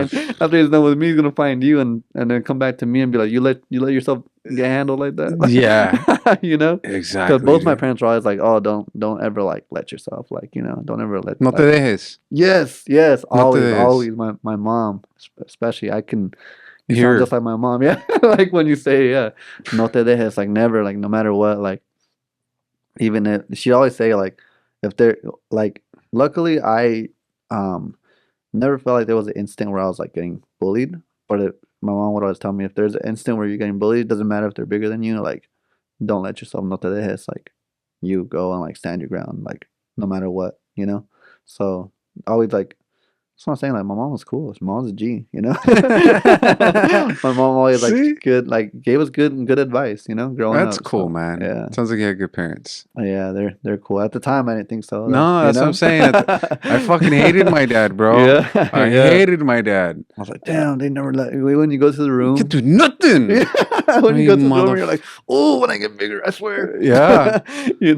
like like doing that. You're in your room, and you're like, get. Bro, my dad Nothing. wouldn't even let me wear certain shit, bro. As a boy, like Yeah, it's not that I was wearing Damn, booty yeah. shirts or anything, but yeah. I, like a certain style, like if I want to wear certain boots or anything, Yeah, fashionable, whatever. yeah, My pops was always Chucks, 501s, white tee. yeah. Maybe some boots. Like my dad has that like old school. I mean, he wasn't a greaser or anything, but he was just my Like dad the played. machismo.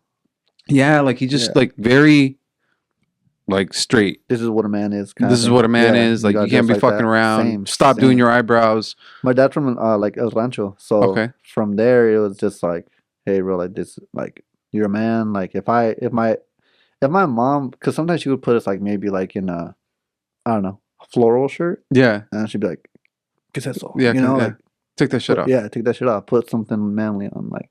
I remember know? some lady, dude, called us marica. And Yeah, dude, my dad was like, don't. And I think it was like, it's the machismo. Yeah, yeah, Yeah. It was a thing of like a joke, hmm right? And I want to say she was Nicaraguan or something like that, or Colombian, where it was like she was throwing it out there as a joke, right? She Mhm. wasn't like, calling us fucking maricas. yeah. And my dad, nah, man, you can't fucking. Yeah. It's just language. And now that was my dad 35 years ago. My dad's a totally different guy now. Yeah. You know what I yeah. mean? Totally fucking different guy. I told my brother the other day, I'm like, dude, I was like, did you know my dad's friend? My dad's best friend was gay. He's like, what? And he's like, he's gay? He's like, when? What? How? Yeah. I'm like, yeah, like, I think his name's Philip. I was like, Philip, the black guy. Uh-huh. And he's like, he was gay? I'm like, yeah. And he's like, Dude, I would have never thought my dad at that time would have, because it's the Right. machismo, the Yeah, way that you were yeah. brought up, the way he was brought up. But I was sharing with him, I was like, dude, no, my dad changed his views and he had this guy That's that was his good. best friend, and my dad continues to grow. That's one of the things that about my parents, dude. That's good. They're very open. We can talk to them about anything. Um, and they're still changing and growing and learning That's along with good. us. A lot of people don't change sometimes. They're just stuck in their ways, you know? But Yeah, that's it's like my way's the fucking like the my way or the highway. And it's just like, nah, man, my parents really taught me that to respect, that's who you are. Maybe I agree with it, maybe I fucking don't. But I'm gonna hear you out. I'm not gonna fucking judge you. Like, yeah, that's yeah. cool. That's Like, that's really cool. Dang, that's crazy. Yeah, because I feel like changing takes a lot sometimes, especially for Hispanic men. Like, because they can be very like homophobic. yeah. So that can be sometimes where like when I was younger, like I had like friends that were gay or bi, lesbian, whatever they were, and then they kind of be like, "What's that? Like, Yeah. who you bringing around?" Like, and I'm like, "That's my friend. Like, I'm a kid, like I don't Right. know. Like, they're just my friend." And it wouldn't ever be to a point where it's like, "Oh, get them out of here." It'd be like just making fun of them, and it's like, Mm-hmm. "Why are you doing that, Dad?" Yeah. you know? It's like my pops told me that he's like, yeah, dude, he's like, he took me to a strip club. And he's like, I never been to a black strip club. And, you know, I was like weirded out, but I was like, all right, like, And then he wanted to take me to a gay strip club. And he's Yeah, like, all right, I'll stop there. But yeah. so, yeah, he's like, I'll stop there. But that that thing of like judgment has turned into understanding, Yeah, right? From like 35 years ago has turned into understanding, respecting, and it doesn't align with his values, right? yeah. It's like that's not who I am, Mhm. but also understanding that, hey, that's your life. Like, why the fuck was I so hung up about it? Right. Yeah, yeah, yeah, yeah. For sure. I And think so it's been a trajectory of growth for him. that's cool. And then I think just for all of us, I think that's a good thing. Like in our family, he didn't fucking grow up like that, dude. He Right. grew up with like not like that at all. My mom's family has been very open, where she would have round tables with her family. Mm. So my grandpa, he would sit them down and be like, "All right, we're having a family roundtable. Air out your grievances. If you guys are fighting amongst brother and sister, tell us where we fucked up as parents." Yeah. And that's weird. That's weird. Like that was in let's call it in the 60s and 70s, especially back then. How was that? Like, She said it was beneficial because they were always able to air things out and give feedback to my grandparents as to how they were raising them. My grandmother was a teacher, and so she found that kids expressing themselves doesn't mean you're going to fucking agree with them, yeah, but you allow the kids to say whatever they need to say, hash it out. hash it out. Yeah. And so my pops, not so much. He grew up with, you know, my like in the rancho with the stick and beat and Right. hard life. And so for him, it was hard to communicate. For him, it was hard to share his feelings. So when he got with my mom, it was like her trying to bring that out of him. Yeah. But again, he had to be willing to fucking change and Right. try. Right. Damn, that's crazy. Yeah. Yeah. I feel like that's that's kind of like how I feel like our father's probably like very similar. I feel like I hear a lot of the same similarities. Yeah. That's cool though. Because I feel like He's a cool dude, man. I'm fucking taking one of your parties one of these days. you got to, bro. You got to. I brought my parents to the Electro Fest one. Oh, did you? Yeah, and then they were like, "What the fuck? This is cool. This is cool." But they didn't stay because they're just not like into that. Yeah. So they're just like, "Damn, we're proud of you," and they left. I kept partying. I was like, "All right, cool." That's But cool, man, that your parents support you like that, though. yeah, it's cool. So my dad, I did construction with my dad, and he would take us as punishment when we were little. To go to work. So he'd be like, "Oh, you don't want to go to school? Then let's go to work." And then he'd be like, "This is what you're gonna be doing if you don't go to school." And I was like, "Fuck, I don't want to do this shit." So my whole life, I was like, "Damn, I don't want to do that. Like, I'm gonna stay in school. I hate construction." Were you a good Up student? until I was all right. I was all right. I was like getting like C's, get degrees, you know. That was me. Pretty much. So, so after like growing up with them being like, I don't want to do construction, I went when I was older, started working with him, and a couple years ago, I went to work with him, and I was like, you know what, like I'm gonna try. I'm gonna give it like I'm gonna actually learn how to do this, and I started like actually, putting in effort and work, and like I feel like I learned a lot, and I was able to respect the like, damn, this is hard work, this is hard labor, like I respect this, instead of being like, damn, I hate this shit, this shit sucks, like, but no, like people do this, like, and respected the fact that my dad did that since the day he came to the United States and never stopped every day, 5 to 6 days a week, sometimes 7, and did that, like, still does that to this day, you know?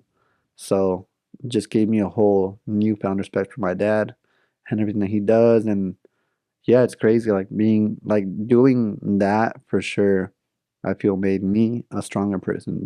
Being like, all right, I can be out here in the fucking sun and with this, just me and this fucking hammer, just like doing that like 4, 5 days a week or whatever it was. Like it's hard work. It's Fuck very that, humbling. It sucks. bro. It's humbling, but I'm doing too it. pretty for that shit. Nah, man. Honestly, dude, I fucking agree with you because right now I'm doing some shit at my house Hmm. where I took off the floor, took off carpet, Yeah. some fucking shit. And I'm like, what the fuck did I get myself Yeah, into? yeah, Like, yeah. and it's back-breaking work. It's so Yeah. hard. So those guys that, do construction or that are like day laborers or plumbers or anybody that does any physical job, Mm. I'm just like, fucking hats off to you, man, because Big respect. Yeah. fuck, you got to do that every day. And that's how you pay the bills. Obviously, you do it Yeah. for sacrifice, for your family. And sometimes people don't appreciate it because, they're just assholes. Sometimes we don't appreciate it because we don't know what it is. And then you Right. do it and you're like, holy shit. Yeah, yeah. And you're tired and you got to do that shit the next The day next day. Yeah. and the next, like day after day. You're Bro. just exhausted. Yeah, yeah. And like you get home, it's a long day and you're just tired. You're gonna eat, you're gonna shower, and then if you have stuff to do, like if you gotta go somewhere, like my dad will have to like take a soccer practice, do stuff like that still. Ah, Yeah, take us soccer practice, take us to church, take us wherever we need to go, or you know. and his brother's like body's aching, Yeah, sore as yeah. fuck. No wonder he was always upset. Yeah. And then you're over here, not listening to him. Yeah, right. It's Sneaking like, out. damn it. I'm Going to not going to parties. give him anything to eat anymore. You're right, yeah, for real. So he'd be very like, yeah, but he was also very like What's your pop's name? Tito. Tito. Okay, Yeah. cool. Hey Hey, Tito. Tito. So my dad was always, he taught us like he was very tough love, so very like make your own money, go buy your own car, go stuff like that.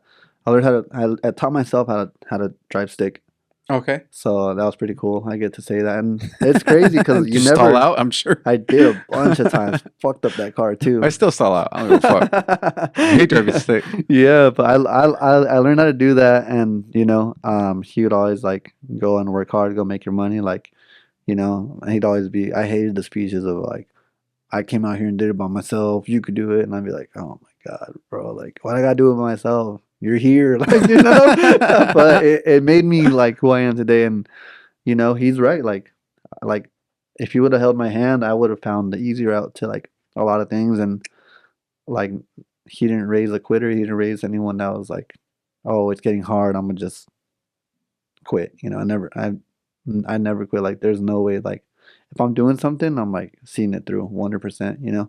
And I got that from him for sure. From him just being like, okay, cool. Like there's never been a time where I'm like, oh fuck, I don't know how to do this, so I give up.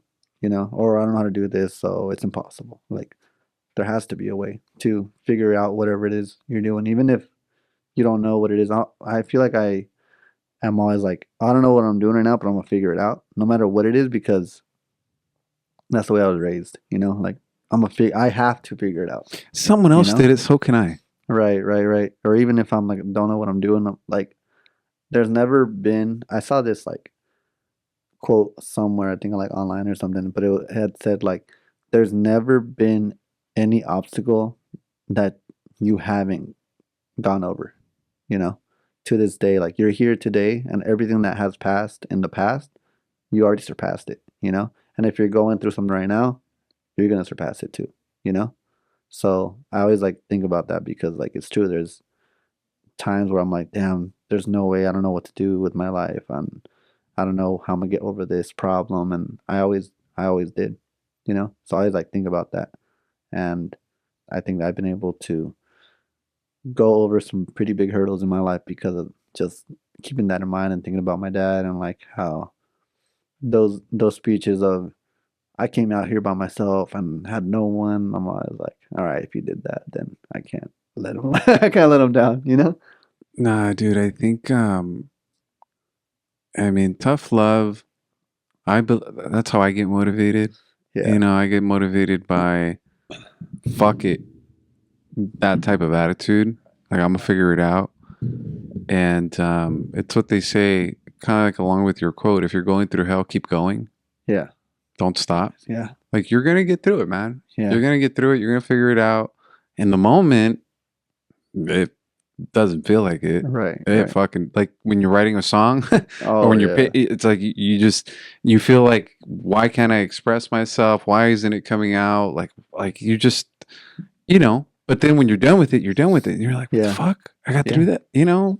I was doing a song with my roommate yesterday. He also makes music and he helps us with the Electric Jungle and stuff. Shout out to Gatsby. Some But Gatsby. he was last night. He's just like, bro, like I'm going through so much right now. Mentally, I feel like I'm not in my creative mode. And I was like, bro, just stay like it's just stay in this room with me. Let's keep going. We just gotta find the sound. We just gotta find the sound. He's like, nah, bro, I'm not feeling it, not feeling it. Found the sound, started getting something going. He even laid vocals, bro. Yeah. He even laid vocals and he's like, dude, at the end of the session, we're like, bro, we did that shit. We're all happy. And we're like, he's like, that's exactly what happened last night. We were just like, nah, nah, nah. But then we got whatever we needed, and then we're like, all right, cool, we're off, you know? Well, So that's good that you were there to support him because sometimes that's what you need. You yeah, know, but you you just gotta need. just kind of push through, you know? That's like, yeah, like sometimes you just gotta push through, and because there's, you know, that light at the end of the tunnel, it's there. You just gotta keep fucking going, keep digging, you know? And that's exactly what we did last night. And we got a breakthrough, you know? That When are was you cool. releasing it?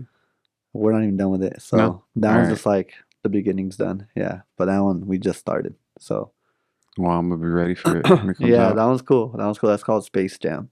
Oh shit! Yeah. That one's really cool. I'll put Jordan on that fucking. Yeah. We got to. Yeah, yeah. But yeah, um, man. what are That's you guys doing tonight? tonight I have a friend. We're gonna go see him play DJ at a bar in OC, Kish Bar. I've never been there. But we're gonna go meet support, you know. Gonna go support and just be there for him and um just keep trying to make music. So once we get back home, Oh, you guys keep got a long fucking night then. just gonna keep making music up until he plays at midnight. So I'll be making music up Do you until live in OC? No, you live in Upland. on Upland, yeah. So right now you guys are gonna So go go home. home, Oh, make some music till relax, you guys, makes music, yeah, take off. then take off and then come back and then tomorrow morning more music again. Tomorrow I have another session, other friends gonna come over and make music. So I'm in that mode right now. I'm in Bro, I'm gonna that fucking come over and drop my track. yeah, man, yeah. So I'm in that mode right now. I'm in that mode of making music. So right now, trying to get it. I feel like I'm always trying to do something, Yeah. whether it's the shows, but right now it's like trying to shift that focus into the music because I'm like, all right, cool. The shows, I feel like I've done enough shows where I'm like, I can kind of like set up a show and I know who to hit up. I know who needs to help me with the show. That I can be like, okay, cool. This is what I need to do. Bam, bam, bam, knock it out. Cool, that's done. Let me sit down for a few hours. Um, as we're here, I got a bunch of phone calls from people, so I know like it's gonna be stuff about the shows, and it never ends. But when I can handle stuff like that, if I handle it beforehand, and I can be like, all right, cool, no one's gonna bug me for a couple hours, so I can do this music. So as I learn to delegate, I'll have people like, you know, answer those calls for me, and if I'm not around, then those things will get solved, so I can just lock in and just make these songs. Hopefully we can get a banger and go viral. You know. Yeah, honestly, dude, I think it's I don't know, I'm just reading, right? It's you finding your peace, right? Yeah, yeah, And your definitely. peace sounds to me like it's your music. Yeah, that's why I started everything for And sure. so if you want to find your peace, you have to be purposeful Hmm. with it, right? You have to understand it's like, all right, there's the due diligence, all the shit that I got to do up front. But then at the end of the day, I'm gonna eat my fucking ice cream. Hmm. Like I'm doing this shit so I can eat my fucking ice cream. Yeah, yeah, And so as long as you set it up that way and you carve out time for what's important to you, yeah, like it's what people say, right? Like, oh, I can't fucking go to the gym or I can't get healthy. It's like, nah, man, wake up 10 minutes earlier. yeah, yeah. Right. Don't eat that one item. Like we're always making Yeah, choices. And so if it's that important to you, you're gonna find a way to carve it out. And yeah, so definitely. I wish you much success with that, man. If you Thank you. I if more appreciate of your music sounds like that fucking thing I heard, it. I want you to create your piece so I can listen to more of that shit. Yeah, thank you, One thank you. hundred percent, dude. Yeah, appreciate it. No, for sure. That's what I really want to do. I want to focus in on that, and sometimes it's like I said, I go into with all the inspiration, motivation, and some days it's not the same, but I'm still like I say, light at the end of the tunnel.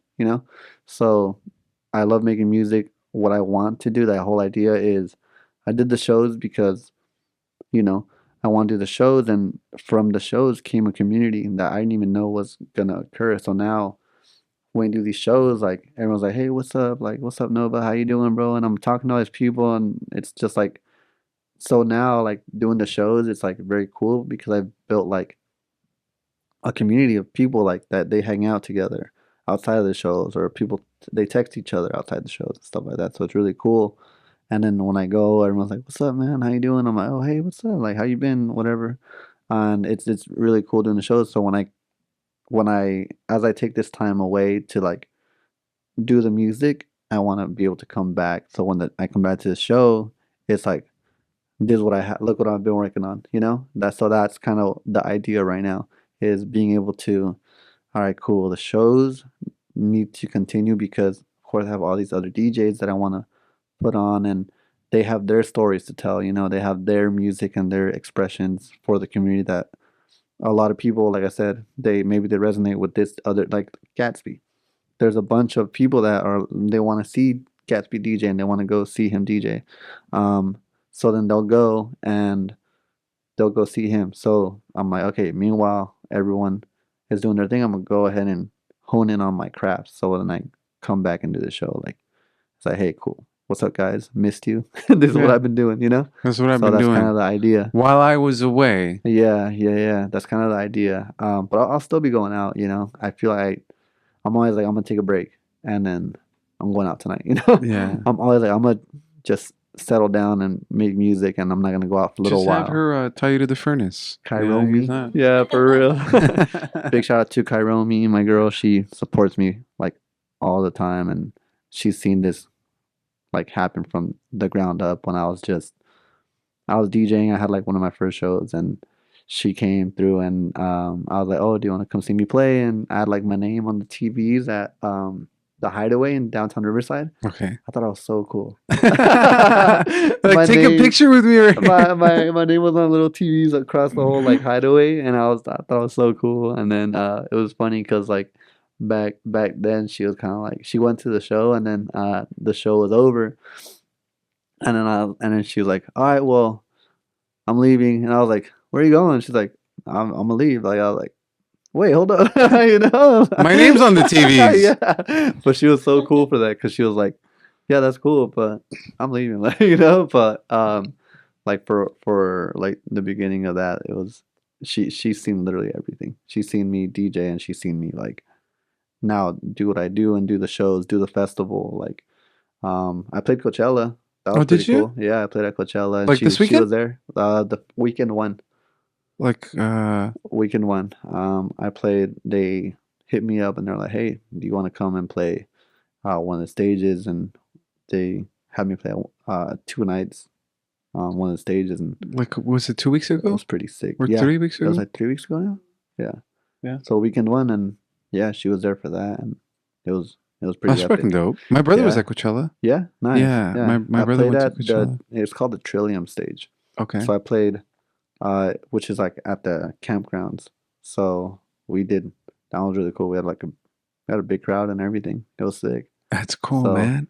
just as the opportunities keep coming up, like she's been awesome. She's been there for like everything, and she DJs too. You do? Yeah, she DJs Say techno. what? Yeah. What kind of music do you play? I've been into techno. Okay. So I've been doing techno lately. Techno, like hard groove. So Yeah. hoping to get more into house for the summer vibes, but Yeah. Next time. Gotta get her on. Yeah, next time gotta get her we'll make on. some time for you. You know, honestly, man, I think that when you have a partner that supports you, like my mom would always say, support me or get the fuck out of the way. Right. True. So either you fuck with me and you're Yeah. gonna help me and you're gonna be with me on this journey, or don't like pull me down. Don't restrict Yeah. me. Because we all have different creative outlets, you know, different ways of expressing ourselves. And sometimes your partner may not fuck with you on it. But when your partner does fuck with you on it, it's cool because you guys are there growing together. Yeah. I have a bunch of friends that like their partners don't support the DJ thing. Yeah. And at one point I get it because I've been there where, sometimes DJing doesn't bring the money, It doesn't pay the bills. Yeah, it doesn't pay the bills. And I know like women, they want someone to, put food on the table. Right. As a man, they're looking for someone that can protect them and, put food on the table and stuff like that, which, basic necessities, and DJing, maybe sometimes they think that's not gonna pay the bills. I've had friends that their girl would be like, "You're not gonna make it," and it's like, bro, why are you even with someone like that? So it's also choosing who to be with. Why are you letting your partner talk to you like that? Right. Why are you letting you need someone that's gonna believe in you? And it sucks when I see friends that they'll be like, well, my girl doesn't believe in me. I don't think I can do this. Or they're into it because they want to do it. And then they just don't go in as fully as they want to because their girl doesn't want them to or doesn't support it. But it's like, bro, either like support yourself or stop being with them or both, because, yeah, you got to have the right person next to you. And I think sometimes some people get so scared of being alone that they'd rather just put up with that, and kind of like, I guess, hang up, like in this case, the headphones, hang up the headphones to just have someone, but at the same time, it's like, I always feel like if your person isn't supporting you, it's gonna like, in 10 years, you're gonna like resent them for that, like you never let me explore this and I never got to see what I could do because you didn't let me do that. Your partner, dude, and again, this is just personal opinions, right? Because everybody can do whatever the fuck they want. All right. But your partner should be your biggest fucking cheerleader. Yeah. That's what I Like, believe, yeah. like, dude, if you're a man, or because I can only speak as a man, You're right. and you got a girl, and that girl's like, "Fuck, babe, you did it. I got your back. I'm gonna fucking ride with you." Yeah.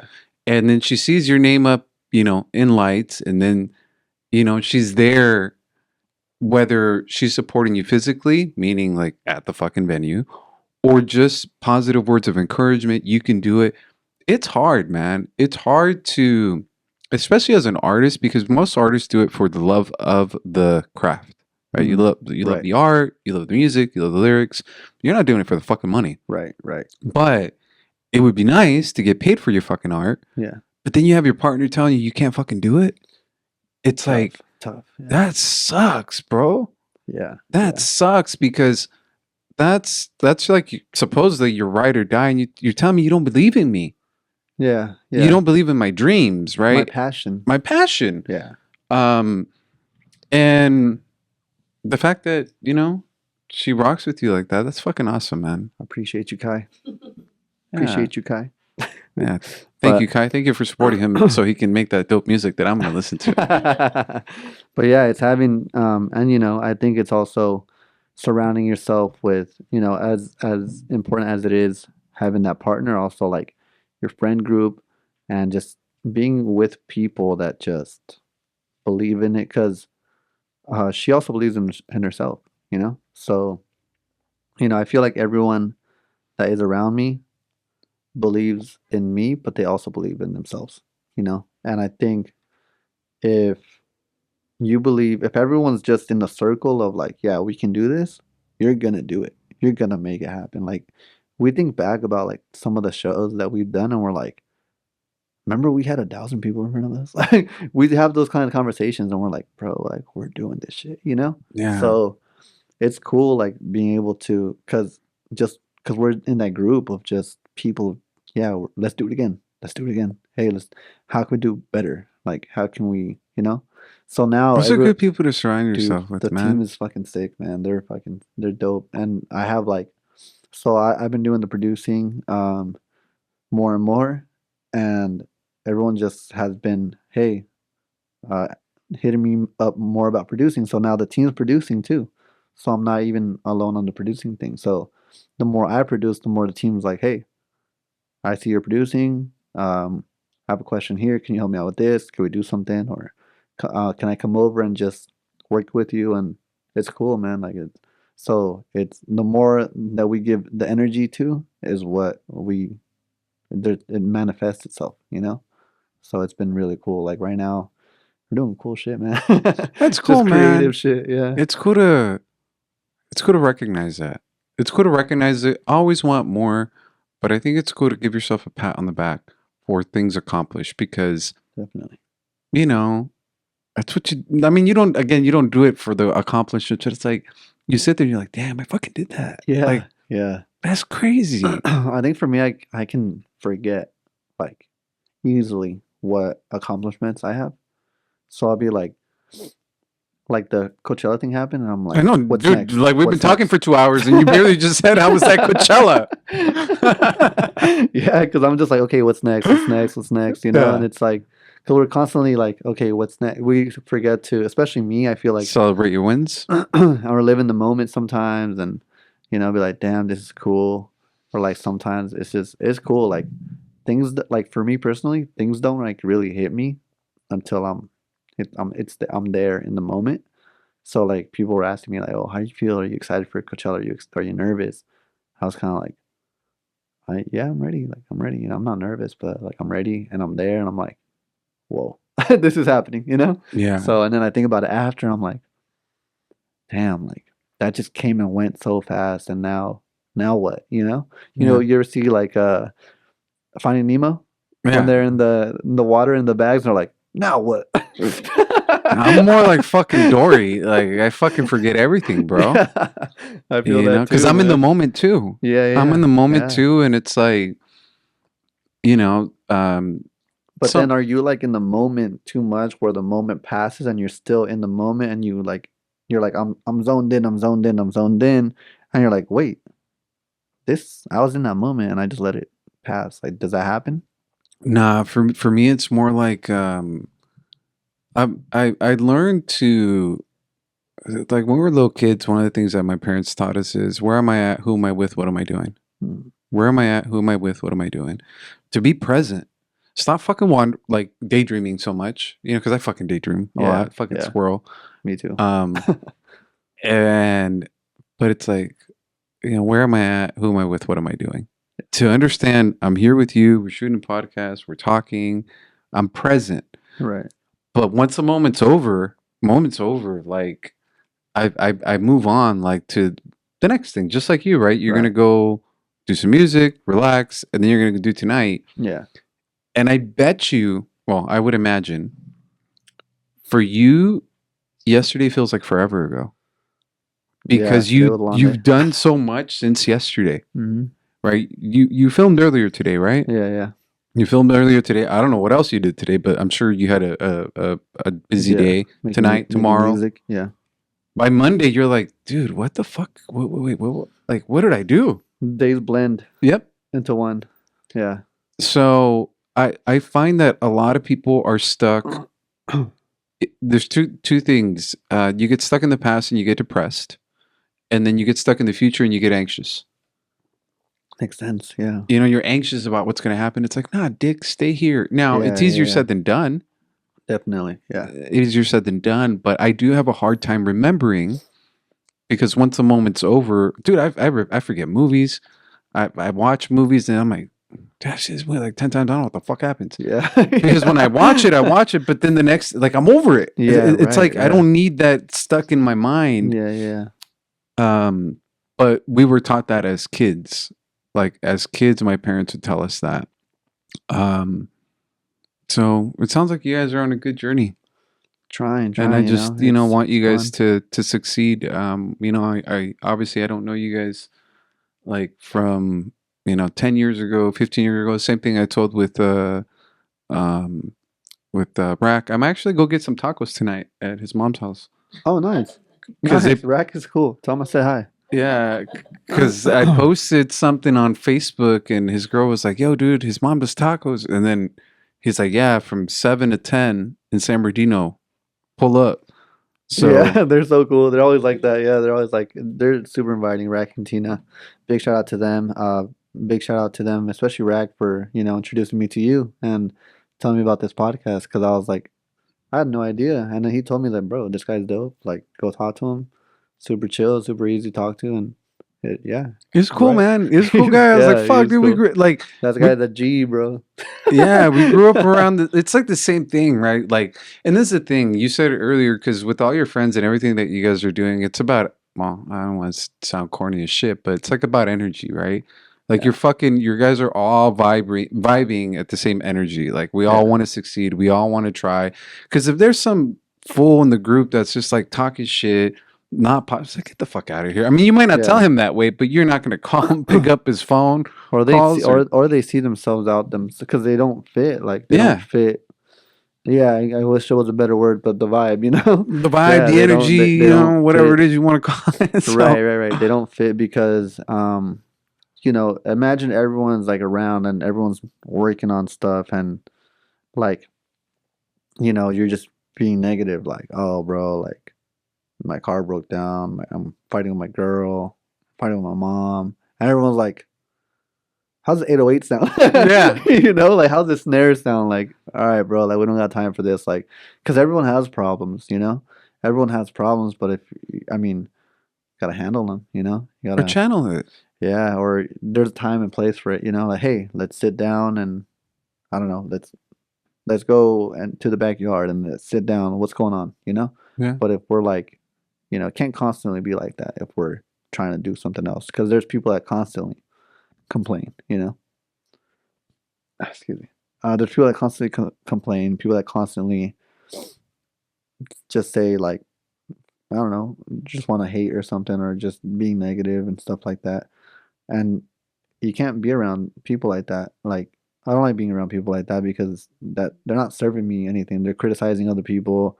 They're telling people like, oh, I don't know, stupid stuff like look at the way you dress or like look at like just people like that. At least be funny about it. If you're gonna be negative, be funny about it. Make me fucking laugh. Because I've been around people like that. I've been around very negative people, and I'm like, as soon as I'm like aware enough now where I'm like, as soon as I see the patterns in behavior, then I'm like, I don't want to be associated with that kind of person. Yeah.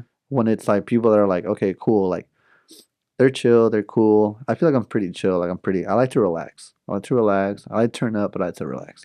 So if I can, and I like I like people that talk good about other people. I like that. Like if people start telling me drama or did you hear about this person? Did you hear that person? Oh, I heard that person did. I'm like, all right, I don't care. Chismosos, bro. Like, what the fuck are you? Yeah. Nah, man. Yeah. You gotta be careful with that because if they're chismosos about others, that means they're fucking chismosos Oh, about yeah, you. They're definitely. chismosos about everybody. Yeah, exactly. And then it's like, oh shit, Yeah. what? What are you telling other people about me? Yeah. Gotta be careful with people like that for sure. So Gotta you be a know. better judge of character of the people that you surround yourself with. Yeah, definitely. But So. same thing. It goes with what kind of person are you, and do you, like is the things that you're talking about. Is that what I want to talk about? Are you, I guess, interesting? To what I'm doing. Are you falling in line with things that I'm doing, the things that I want to do in my life, the things that I want to project in my life? Like that's.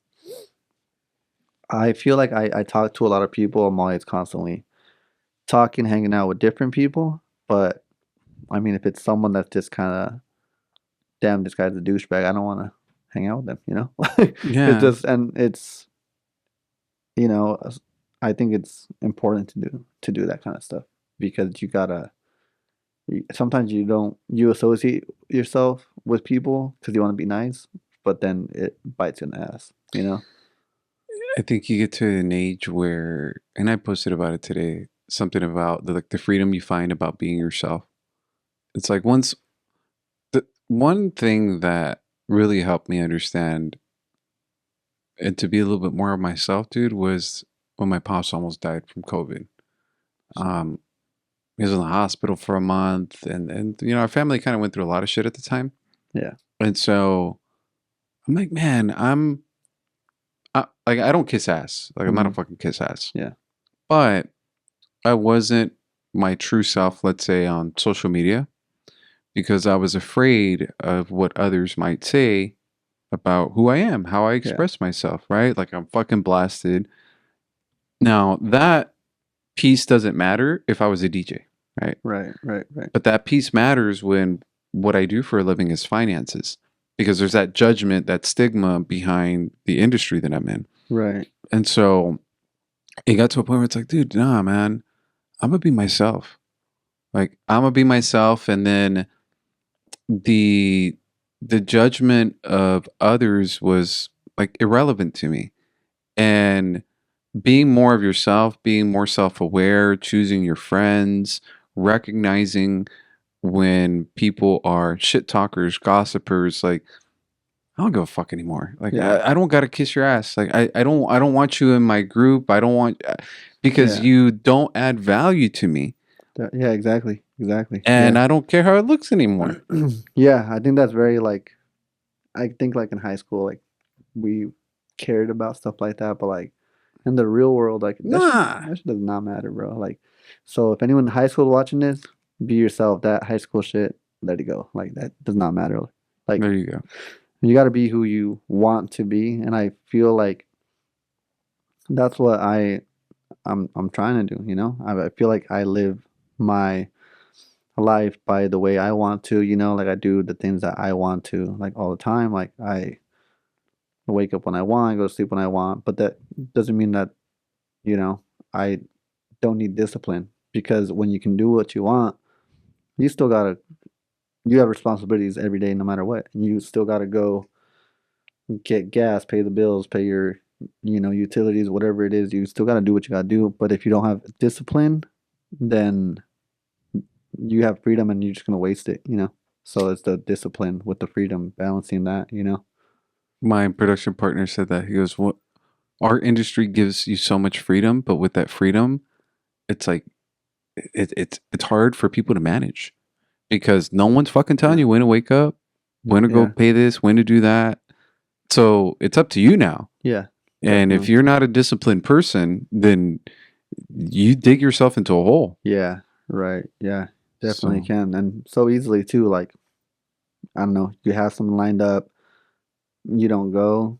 Now you look bad with someone. Like, imagine I didn't show up at all and just didn't say anything. It's like, cool. It broke my heart. Yeah, but on top of that, we hadn't even met. So then you'd be like, oh, I'd be like, hey, can we do the podcast? You'd be like, fuck no. Like for what? Like let me hanging. But it's like, thank you guys for that. Thank you both for making the time. Like I said, my friend, their flight got fucked up. Yeah. And then But there's a communication, you know, like, hey, Yeah. you called me, like, even that, like, that's so professional. Like, hey, this came up, and things come up all the time, no matter what, you know, and it's like, cool, like, all you have to do is pick up the phone. Hey, what's up? What's going on? This is going on, and then I was like, luckily, 4 choices. yeah, I got 4 choices, man. yeah, Tonight, tomorrow, 8 in the morning, fucking shoot with my brother was shooting the other day. Yeah, Even yeah. Diego, I could hear him outside right now. He's Yeah. like, you want me to shoot with them? I'm like, fuck, dude, I don't know. I'm gonna ask him. Like, But you see, there's like the integrity behind that is like, cool, like, there's a problem. How can we solve it? You know, Yeah. like, there's some people don't even do that, you know, and it's like, if you don't have the discipline, sometimes you won't even care to do that, you Yeah. know, because if there's people that, like, you know, maybe they have a podcast and they'll be like, damn, like, this came up, and fuck it, I'll figure it out tomorrow, you know, fuck and all then, that. hey, never mind, I'm gonna cancel, and then that can happen, you know. dude, at the end of the day, I know it sounds again fucking corny as shit, but your word is your bond. Like, you No, know, yeah, like I told you 100%. we're gonna do this. Like, we're gonna fucking do it. Yeah. Like your I have a reputation in my industry. Our company has a reputation. And at the end of the day, regardless of the fucking reputation, it's the right thing to do. Yeah. Like, Yeah. it's just the right thing to do. My mom would always tell me, like, I'm gonna call you out on your bullshit. Like, I don't care if you're my son. Yeah. If you're doing something wrong, the way I say it, Yeah. like, I'm not gonna sugarcoat it. If you're messing up on a girl, if you're messing up on something, like, I'm gonna tell you. Yeah. Because I want you guys to be good men, and good men get called out on their bullshit. And so, yeah, dude, you know, but some people don't have that example. Maybe, like, it Yeah. sounds like you had that example with your parents. Yeah, You yeah. know, I definitely did, and so, yeah, don't be a douche. Yeah, man. I think I've been able to, you know, I've had mistakes, you know, but where maybe I showed up late to things or stuff like that. I think that's something that happens, and it does happen sometimes still. But even like I said, like, communicating, like, hey, unfortunately, I'm gonna be late, and that it's more respectful than being like, bro, you're 30 minutes late, you didn't even say nothing, you know? So it's just stuff like that. But yeah, I mean, I feel like I've done enough, like, haven't messed up too bad where I'm still getting the calls back or still getting opportunities, still, hey, like, we want to work with you or whatever it is, you know? So I think I've, you know, been trying to move in a way that I'm like, okay, cool, like, let me not mess up my opportunities, you know, for the future, or, you know, try to, you know, never like overstep or whatever it is that I, you know, like, know when it's time to also like be a student and when to be a leader, when I need to Do you say read books? something. Not enough. I have some books that I have not opened. So fucking do I. The reason I say this, man, because I have a lot of friends that are artists, right? Mhm. And artists, all facets. And what I find that a lot of artists have a hard time with is the business side, because Yeah. they're really, really into the art, right? Like, Yeah. I'm the fucking artist, I'm the musician, I'm the painter, I'm the tattoo artist, or whatever it is. And they see themselves as an artist, but they fail to see themselves as a business person. Right. And I think, you know, if there was that thing that I could tell anybody out there who's an artist, it's like, you definitely want to put your art first, you know, and your passion. But if you want to get places, there's a book, How to Win Friends and Influence People, right? It's a simple book, How to Yeah. Win Friends and Influence People. If you want to have an art gallery, if you want to get a venue, dude, it's so fucking easy for me to book a venue. I know how to talk to people, Right. Yeah. right? I can call people from different areas to get certain favors done, but they're not favors. They're legitimate friends that are saying, hey, I'm going to help you out with something. And so if you're an artist, there's all these books out there, or audiobooks, you know, for that matter, Yeah. certain words to use when you're talking to someone, how to be more interesting as a person. Like, I think it's like you never stop fucking growing, not even in your craft, right? But human behaviors. Yeah. Evolving as a person, developing. Well, right now, the reason I say this is because you're running a team, dude, and people are going to seek you, right? And what I mean by that is they're going to have problems, they're going to have issues, things that you've gone through, things you haven't gone through. And as a leader, you want to be able to disseminate knowledge. And sometimes that knowledge is like, how the fuck do I say this? Like, I don't know how to tell this fucker to, like, then sometimes there's certain words that can help certain people, and then other words that are going to put them backwards. Like, definitely. So there's things out there for us, myself included. I was talking to my business partner today. We're on a conference call with all these partners. It was a 2-hour sales meeting. And I'm like, dude, I got to go back and read that fucking book. It's a book that I read 20 years ago. And I've read it throughout the years. And it's called High Trust Selling by Todd Duncan. And so in my business, in any business, it's like people are always focused on selling you. Like, hey, do you want this nice watch? Or do you want this nice car? And like, they start listing all these attributes about it. Like, meaning, if I'm a DJ, I can do this, I can do that, or this is what I played, this is where I've been, versus being the person that asks questions. Oh, what kind of music are you guys gonna have? Are you guys like, you become more of a valued asset if you can position yourself in a better way through effective questioning. And so when you're managing this team, it's like, how do you identify the right person, what questions to ask them, and not do it on the fly? Because a lot of us are like, oh, I'm good at it. It's like, yeah, you're good at it, but you could be better. Yeah, always. Yeah. So always. Just throwing it out there. Yeah, no, for sure. I think, like one of the things that with the team, I have had like some instances where they have talked to me and did both. I did a good approach and I've done a bad approach, and I'm learning as I go. I wish I would have read those books sooner, but I for sure have done both, where it's like, hey, like maybe I think like, oh, like this approach is gonna work. Like sometimes telling someone to work harder isn't the best thing for someone. Sometimes they just need you to be like, hey, like I'm going through something right now, and all they want is someone to listen. And at times I feel like I'd be like, hey, all right, cool. Well, I can't listen right now.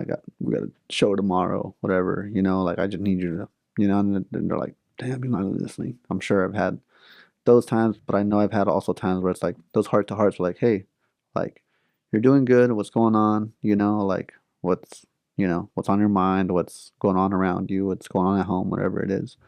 And I've had those conversations as well. And I'm like, damn, okay. Like every person is different, so every person needs to be, I guess, you have a different approach to each person, because it's not just, people are so, like they're so different. They have so much going on within their own lives. One person has their family, their girlfriend, their friends, their issues, their problems, their car problems, house problems, stuff like whatever it is, So learning definitely as I go, and the more that we grow, the more people that are going to come, and more people that we'll have to have those kind of conversations with. So I think that's always like going to be a learning experience for sure, but definitely going through that. So yeah, dude, and the thing is, if you continue to grow, which I know you will, right? It's in your plans. More people are going to seek you, and you become a wealth of knowledge for them. And it's like, are you that calming voice in their fucking storm? Yeah. Or are you that agitator? Yeah. And there's this Zig Ziglar quote. The more, it's along the lines of, the more people you can help succeed, the closer you can get to your goals. Right? Uplift others, show them the light. Sometimes you need to fucking smack them. Yes, I agree. And sometimes you need to be like, super chill and, Yeah. calm, cool, and collected. But And the thing is, I am so fucking aware when I fuck up. I'm like, God, dude, damn it. Yeah. I went the wrong fucking way. Because I still fuck up, you know? Yeah, yeah. Like Yeah. we all do. Yeah. But as long as you recognize it and try to fix it, I think that shows that you have a good heart. Yeah. Yeah. Yeah. Trying to, because it's so easy to get stuck in your ways, you know, and be stubborn. And I've done it where I'm like, nah, I'm good. You know, but yeah, I for sure have gone back and I'm like, yeah, that was not my best work. Yeah, I You know? think we all do, man. Yeah. Well, I know that let me see, what time is it? Oh wow. Do you have any I don't want to keep you guys too late. I know you guys got to go to Orange County. Do you have anything that I may not have asked that you'd like to talk about?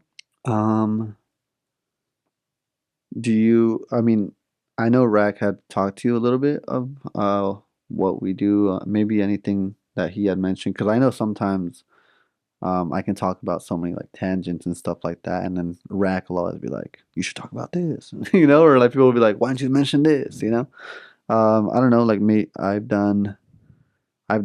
Maybe I can tell you what I've done. Yeah. The last couple years, so 2020, I started DJing. Okay. I already started Pull this making down. music. Oh, 2020, I started DJing. I'd already been making music since on the program. I'd been making music since 2013. So it had So already for been 7 years, you're already making music. just making music. Okay. But I was working. The last thing I did was work with my dad, construction. Excuse me. Shit. The last thing I did was work with my dad, construction. But I've been able to, you know, be self-employed and then do what I do for the last couple of years now. So,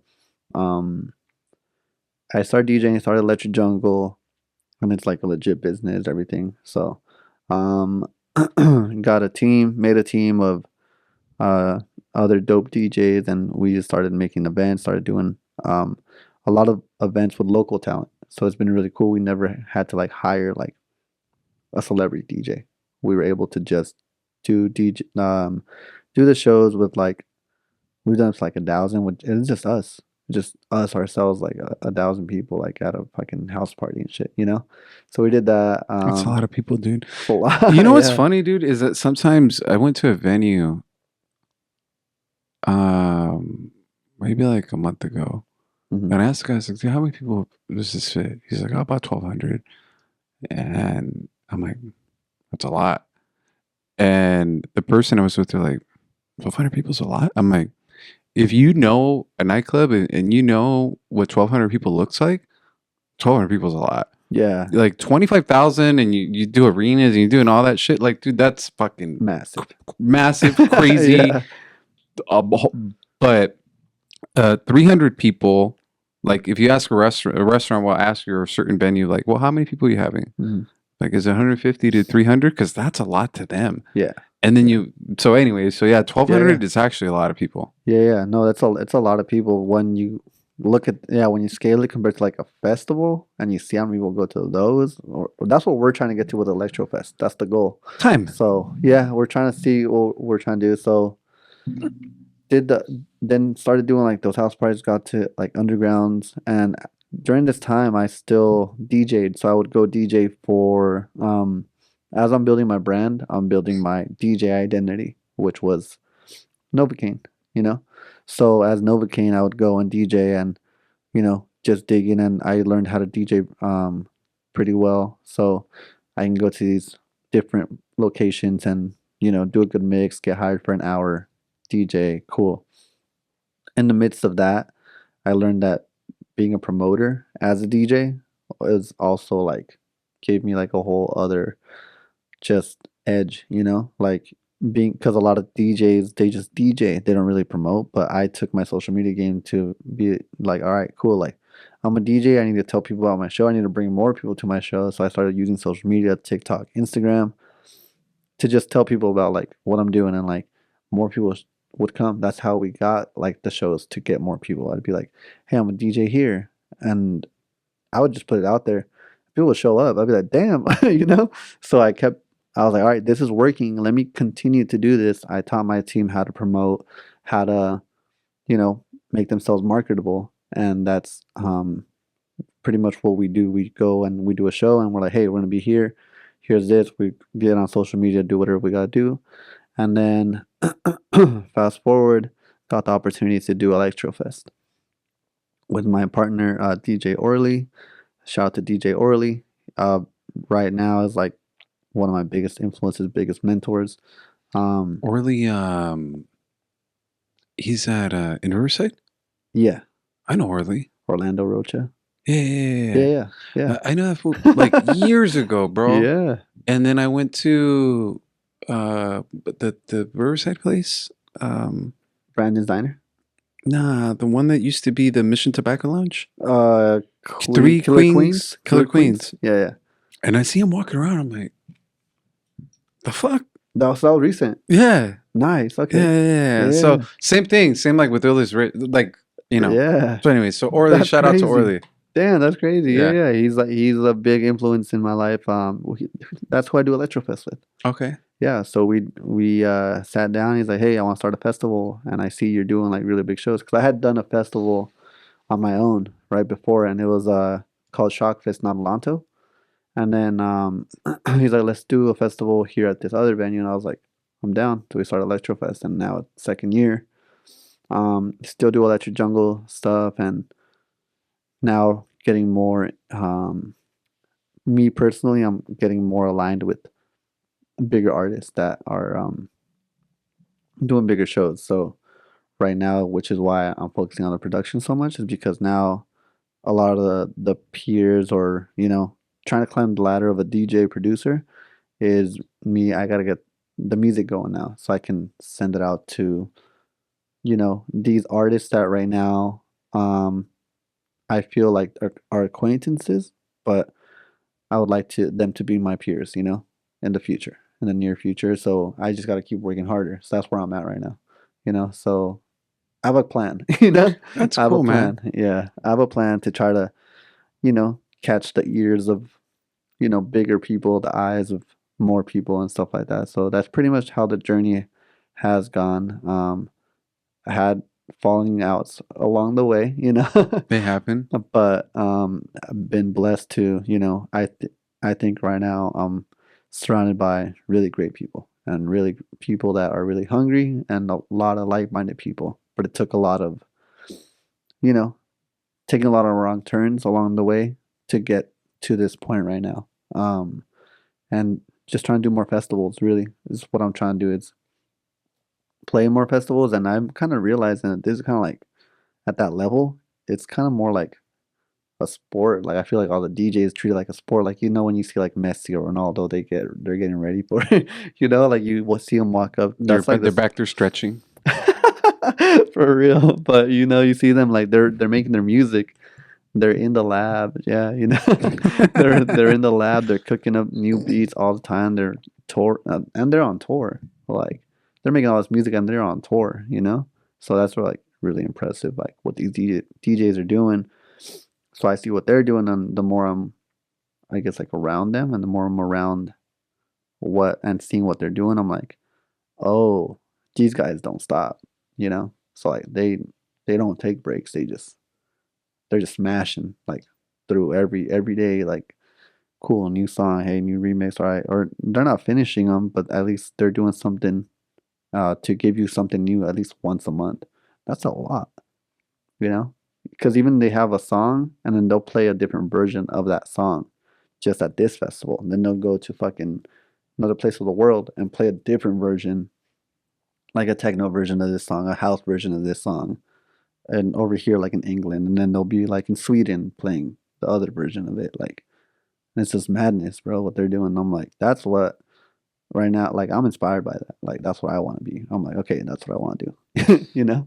Oh, dude, it's like comedians, right? So a comedian works on an hour set for like a year. Shit, damn. So what they do, well, depending on the comedian, right? But usually, let's call it a year. They're going from Ontario Improv, Brea Improv, then they go to the Comedy Store, whatever area they can get to, and they're traveling all over the United States Yeah. doing different bits, and during that bit, however much stage time they have, whether it's 10 minutes, 15 minutes, they're building up the jokes to see like what hits, what doesn't hit, what doesn't hit, how do Yeah. they change it, how do they make it better and better, so then they can get to an hour, and then once they have an hour, then they can release it, but then they got to go back to the like start over again. Oh, okay. Okay. Damn. So it's like That's crazy. Yeah. it's crazy, bro. It's the same thing with you or these guys that you're saying. It's like they play something here, then they change it here, then they change it here because they're like, oh shit, like if I did this, it hits better. Yeah. And then I saw the people like actually start fucking, because I'm sure you're looking at your fucking audience too. Yeah. Yeah. Got to read the crowd. Because because there's some DJs, bro, where I'm just like, no one's on the fucking dance floor. Yeah. Change that shit. I've seen a DJ, bro. Literally, one time I went to this show, and the whole time he was like, bro, looked like, nah, he was not. I was like, what's he doing? And he had, bro, longest hour of my life. My friend played after him, so we had to stay. Yeah. We're like, what the fuck? Guy looked like he was. And there's some people that like they look like they're just like, because there's a certain way. I feel like there's a way that to look like you don't care about being there and you look Right. cool. Mhm. But then there's a way that you make it look like there's no one there and you don't care. But then I don't know. It's weird because like I don't know if you see like a lot of techno sets. Sometimes the DJ will look like they hate being there, but they're like in it. They're like just serious. They're like just serious, and everyone's just they're playing good music. So Yeah. like you don't really care because the music is good. But then if the music is not that good and there's no one there and the DJ is not even vibing, like he's just there like you kind of get depressed like on the dance floor. It's one of the things that I told Mr. Biggs. I've told a few DJs. I'm like, fuck, bro. I used to DJ, like just at house parties. Mhm. Get on the turntables. When I was a kid, I would say maybe like around middle school and high school a little Right. bit. And I told him, I was like, I'm gonna buy a fucking DJ set. I'm gonna mix. So I've said like the DJ set, the song. I mean, I don't know, dude. It's so cool to be able to mix music and to be Yeah. able to get a crowd going, and to be able to Yeah. play the right thing. Yeah. Bro, when you Uh, hear the whoop whoop, a lot of people hate that. I love it. They're like whoop whoop. The people, Whoop, whoop. They Yeah, say the it? crowd. They'll Okay. be like whoop whoop. they never said that when I was in middle school. Middle school. Middle school. Yeah. So you guys go give them a follow. Nova, what's your Instagram? NovaCain sounds. That's NovaCane sounds with the S at the end on all platforms. NovaCain Sounds, and it's Electric Jungle, Electrojungle.ent. and the other one is Electro Fest. Electrofest.ent. Yes. And they can go to electricjungle.ent. Yeah. And they can get the tickets for July Yep. 15th. July 13th, yeah. July 13th. Fuck. Yeah. My bad. Electric Jungle, you can get on there, NovaCain or Electrofest. All three pages have the ticket links. Yeah. Cool. And my lady friend over here, we're going to find some time for her to get back on here. Yeah. Yeah. But thank you for I having appreciate me. you guys. I appreciate you both. Thank you for being here. Thank you for being here, Thank sharing you. your story, man. Yeah, this was super cool. Thank you. Shout out to Rack again, and appreciate you for taking the time to have us here and hosting me. I appreciate it, man. Yeah, man. I Big time. appreciate you. Thank you, man. bro. Yeah, happy Friday to you both, and I hope you guys Happy have a good time Friday. tonight. Turn I'll be up. watching your stories while you turn up. I'll be fucking at home doing nothing. There you Actually, go. I'm gonna go get some tacos right now.